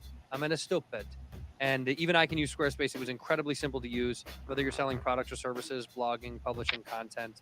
But you can run your business totally from Squarespace. Powerful e-commerce functionality lets you sell anything online. It's a new way to buy domains and choose from over 200 extensions and analytics that are going to help you grow in real time, which is what I love. 24/7 award-winning customer support. You got a question? Ask them. Ask them. They're there for you. What they have is these wonderful templates, whether you're an architect, an artist, bars, pubs, restaurants, hair and makeup people, whatever you're into, you can use Squarespace to publish about your business. It's incredibly easy to design your site. It's what I did. It's what you should do. Squarespace is the place. And go to squarespace.com/whiskey for a free trial to design your website. And when you're ready to launch, use the offer code WHISKEY to save 10% off your first purchase of a website or domain. Again, squarespace.com. Go there for a free trial. And when you're ready to launch that site, when it's all good to go, use the offer code WHISKEY to save 10% off your first purchase of a website or domain. Hey, is there something interfering with your happiness? Are you someone that feels like you want to talk to somebody about almost anything? BetterHelp is there for you. BetterHelp is incredible. I'm a big proponent of going to therapy. And I got to tell you, this is a great way to speak with somebody. It's not a crisis line. It's not self-help. It's professional counseling done securely online. You can log into your account anytime, anywhere. Send a message to your counselor. Look, I love this. And I've told you, getting help online is great. You can do it from the comfort of your home if you don't like going to a weird, creepy office building somewhere. I think most people agree it's a bummer. And this is also cheaper than traditional offline counseling. And you do it from wherever you are. So they want you to help yourself start living a better, happier life today with BetterHelp. And they're committed to facilitating great therapeutic matches, so they make it easy and free to change counselors if need be. If you get a counselor and you don't like them, swap them out. Get somebody else, and you'll log in from anywhere at any time and get thoughtful responses from them, which I think is important. Go check out the reviews for yourself. If you're looking to talk to someone and you don't trust, go to betterhelp.com/reviews. And you can read. And you can visit betterhelp.com/whiskey, BetterHelp, HELP.com/whiskey. Join the over 1 million people who have taken charge of their mental health with the help of an experienced professional. This podcast is sponsored by BetterHelp. And Whiskey Ginger listeners get 10% off their first month at betterhelp.com/whiskey. Again, 10% off. Go get help. Help yourself get help. 10% off your first month at betterhelp.com/whiskey. Ginger. I like gingers. This is This is crazy. I get it. So that's Yeah. that's why it's like it's truly explaining fucking we have, something to and a then dog how at this point. credible Like my your dad voices can't are in the change chat. the channel on a And television, I think and I'm supposed to explain what a podcast is, how doing a YouTube special would help me, things like that. Yeah. Because it started when you start stand up, it's always how much are they paying you? That's what my dad would always Yeah. ask. Where's the nonstop. money? Like I'd be like, oh, I got a spot at.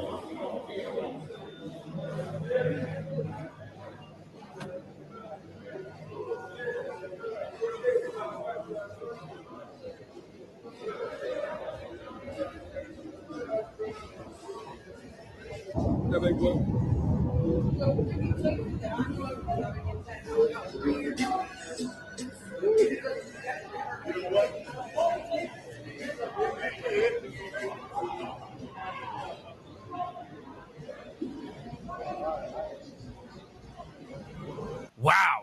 If a country and a population was being deliberately destroyed from the inside, that's exactly how it would look, because that's exactly what's happening here. Welcome back, beautiful and amazing human beings. My name's Zergadowski here of wearechange.org, and there is just absolute pandemonium in the streets, especially in major Democratic areas all throughout the United States. As it's fair to say, things are getting crazier, and they're going to get a lot crazier from here, as we have a lot of wild news to get into today, not just specifically talking about the mental derangement of the local population here, lots of business news, lots of things related to, of course, the story of the decade here that we have to be very careful about with how we describe on this particular broadcast. We're going to be talking about that, plus a lot more. If you like the shirt that I'm wearing, you can get it on thebestpoliticalshirts.com. And the clip that we played in the beginning of this broadcast, I originally saw on Daily Loud on Twitter. Now, I don't know if this is them shooting this video. It looks like it came from an @Dario Supremo that detailed the street full of addicts in Philadelphia, Pennsylvania, as a lot of street junkies are moving towards enhancing their sedatives with a new drug called Trank. Along with that and fentanyl, we pretty much have a huge fifth generational warfare on our hands that is destroying the population of the United States and the Western world so it could become more easily conquerable, as it's literally destroying itself from the inside, as major popular institutions are incentivizing population control measures like people sterilizing themselves, Target being one of those multinational corporations incentivizing the destruction of future generations of this country. This, as the backlash against them has cost an estimated $9 billion. Anheuser-Busch is also in trouble, as they have lost an estimated $15.7 billion as they are trying to work with Harley Davidson right now in order to try to rebrand their tarnished image, as many people are even talking about a boycott of Harley Davidson. This, as of course, private businesses are incentivized to provide you a good service, because if they don't, and if they represent a brand, an image, and marketing term that, of course, doesn't resonate with its customer base, it just doesn't buy those items. And if a business doesn't sell enough items, it goes out of business, and rightfully so. And this is why businesses are incentivized to represent their audience, provide a good service, and of course be there for their customer base, which is the exact opposite of what the US government does, that absolutely has no incentive at all or fair market competition to provide you any kind of good service, as they are great at spending your money at frivolous projects, stealing more of your money for them, and just being absolutely incompetent to the point of spending way too much money that they do not have. This, as America's debt ceiling has just reached a deal between the Democrats and the Republicans that just on principle agreed to raise a $31.5 $1.4 trillion debt limit for 2 years just so they could have more money to spend, as of course they overspent. Now, if a business or a family spends too much money that they don't have, if they get into too much debt, you can't just magically say, well, we're just going to have more debt. No. Everyone else doesn't play by these made-up magical fairy tale rules, but the U.S. government does. Oh, yeah, don't worry about it. We're just going to, of course, make sure that we get indebted more to make sure that, of course, the U.S. government has money to finance and funnel into causes and institutions like Black Lives Matter that, of course, have been using the funds in order to personally enrich themselves in many instances, according to all the news reports going around right now with their luxury homes and extravagant family-related contracts that enriched people around them. This as Time Warner, by the way, just dumped the BLM co-founder Patrisse Cullors since she produced zero content after 2 years after promising to, quote, create original shows sharing Black stories. And if the government doesn't get indebted more, where else will they find the money for luxury hotels inside of New York City, where their new voting base that they're replacing with the current population will be able to come in and do whatever they want to in? As of course, there are reports of a lot of inappropriate behavior happening in the hotels that are financed by tax dollars. Nobody's won yet. We have 4 players left. Brandon is sitting out. I don't know what's going on with him. You have Medar, and then you have who's Jesse James, and then you have Buzzloud. For new arriving migrants. What? Me and Buddy are going to bed. What? We're going to bed. That's incentivizing some debaucherous behavior.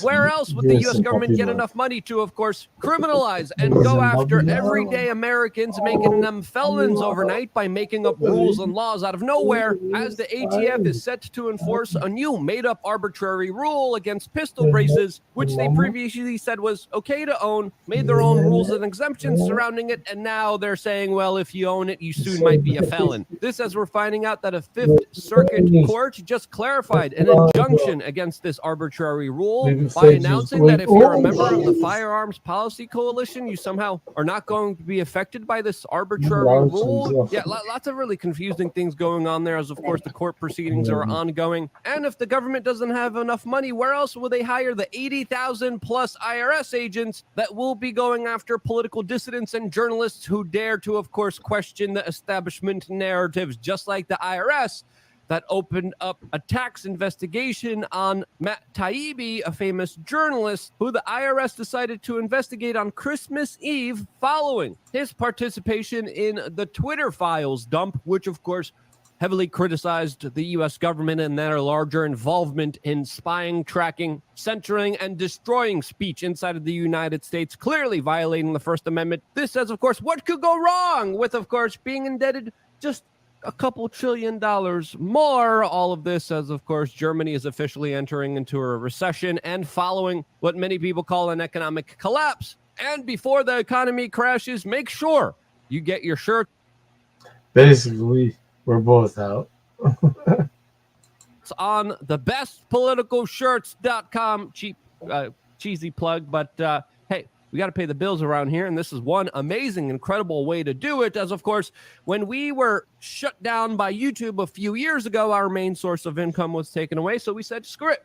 We're just going to create another source of income. That other source of income is the bestpoliticalshirts.com, where you could get incredible messages of resilience, resistance, and renaissance on your physical body by representing political messages that, of course, could be censored online, are censored in many instances online. Some of the shirts we can't show you here on this particular broadcast, but you can go to thebestpoliticalshirts.com, get yourself a shirt, wear it in the general public, wear it at the supermarket, wear it at the bank, wear it going for a walk, and actually start some really amazing conversations, find like-minded individuals, and more importantly, let people know out there that they are not alone in their discontent when it comes to, of course, being just bamboozled by the establishment and system that takes advantage of our ignorance. The shirt that I have on right now, I was wearing yesterday at the What's Been Happening with the Mr. Epstein, is still mainly in the shadows, as a lot of the figures surrounding this particular story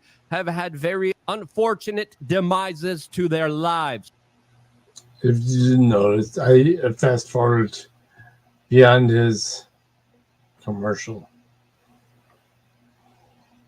This is the latest story that we're finding out that the very close associate to the Clintons, who of course was the individual that signed in Mr. Epstein into the White House in the 90s many times, met a very questionable, unfortunate end to his life. The official story of exactly what happened here has been questioned by many individuals. And of course, we're talking about top Clinton advisor Mark Middleton that allegedly took his life at the age of 59 on May 7th of this year, taking his life in a very particular strange way, as somehow there was a shotgun blast to the chest and a hanging that was supposedly happening at the same time. This, as we still do not know the details of what was really going on here, as those details right now are being kept away from the general public, as the family of this individual has blocked the release of the details, leaving people with, of course, many questions of what actually happened here. As again,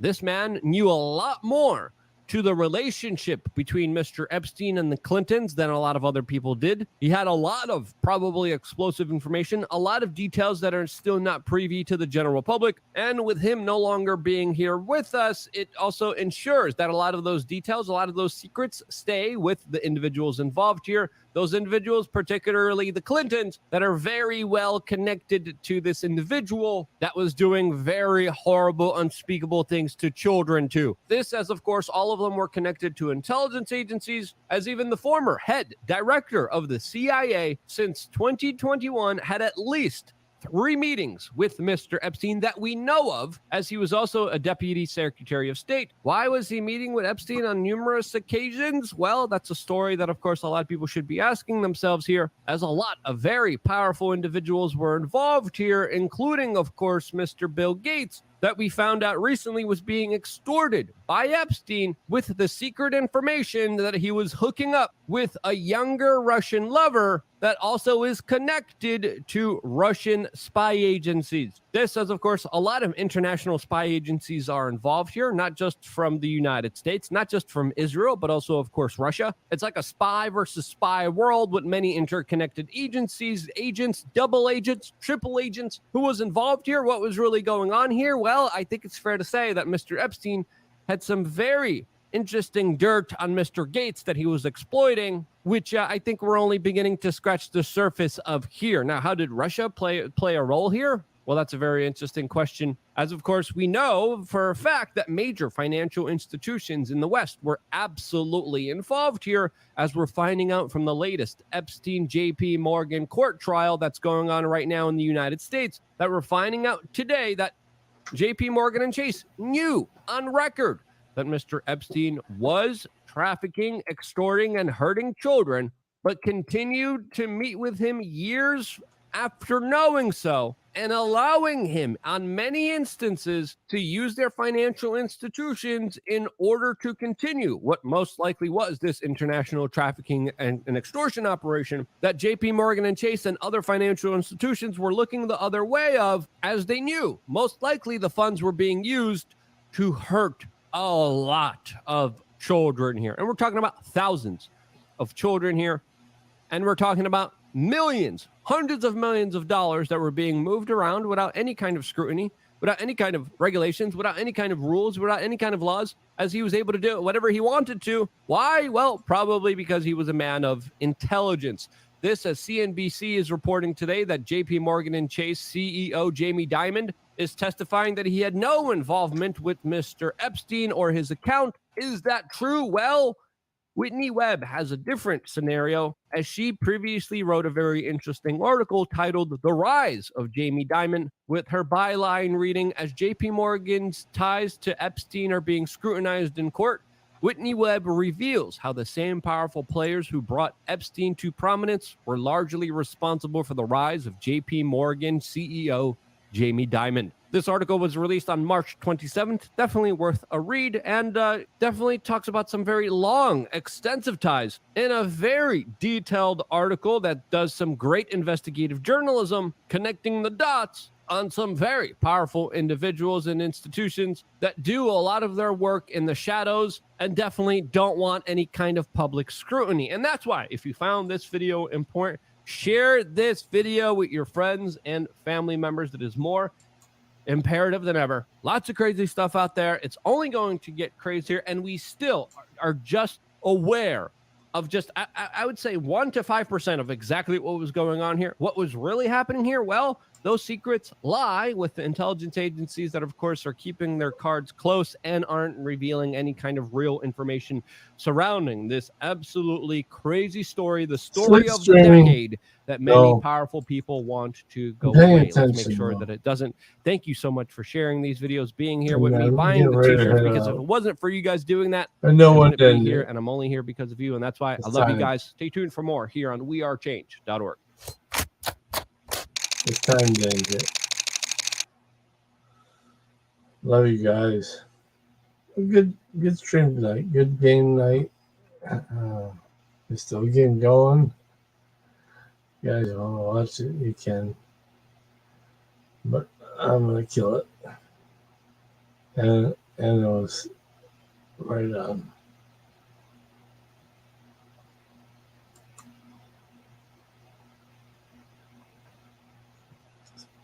My song.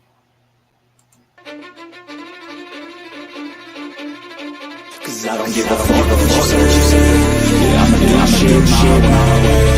So you can go kill rocks. I'ma stack bricks up, build what I want to make. Yo, I got a lot of shit to say, so I'ma do this every day. I'll be writing things until I'm fucking buried in my grave. 6 feet deep, wonder but my body won't decay. Cause my messages is timeless, so I put them on display. Oh yeah, I rap with a certainty. I have a sense of urgency, a message for eternity, for everyone internally. I had some people burning me, but now they fucking learn to see I ain't the one to fuck with. Now they looking nervously, and I don't really care what you think of me respectfully. You can kick rocks if you think you're fucking better, see. I will outwork you, turn you to an enemy. Hurt you so bad that you're gonna need some therapy. I got the motherfucking recipe. I've been cooking up hits, I'ma leave a legacy. You'll be looking small when you're standing right next to me. I'm 5'10", bitch, but I'm 10 feet. Cause I don't give a fuck what you say.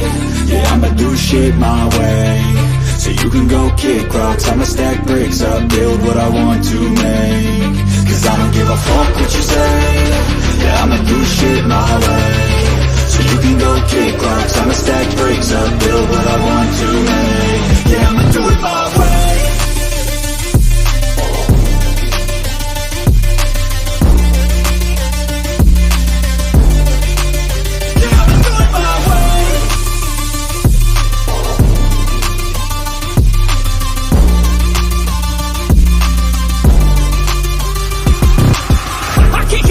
Coming out with a statement. You really changed, man, all your music and arrangement. You don't know shit, shut your mouth, you can save it. I'm the same dude that got his come up from the basement. 100 songs, 100 weeks, didn't change it. Experiments, development, intelligence, and patience. I'll do it all again, cause I never feel complacent. Let's keep the good vibes, positivity's contagious. I'm never looking back, cause I made a life that's passionate. A college graduate suppressing all his talents, yeah. He found a way to go and change, become an advocate. For taking control of your life, go out and battle. And you think you have a dream, then act on it. Get after it, get out your head and fucking capture it. You got one life to master it. Don't give up on your future, we all start losers. We're all late bloomers, gotta struggle through the sewer. What you say, yeah, I'ma do shit my way. So you can go kick rocks, I'ma stack bricks up, build what I want to make. Cause I don't give a fuck what you say. Yeah, I'ma do shit my way. So you can go kick rocks, I'ma stack bricks up, build what I want to make. Yeah, I'ma do it my way.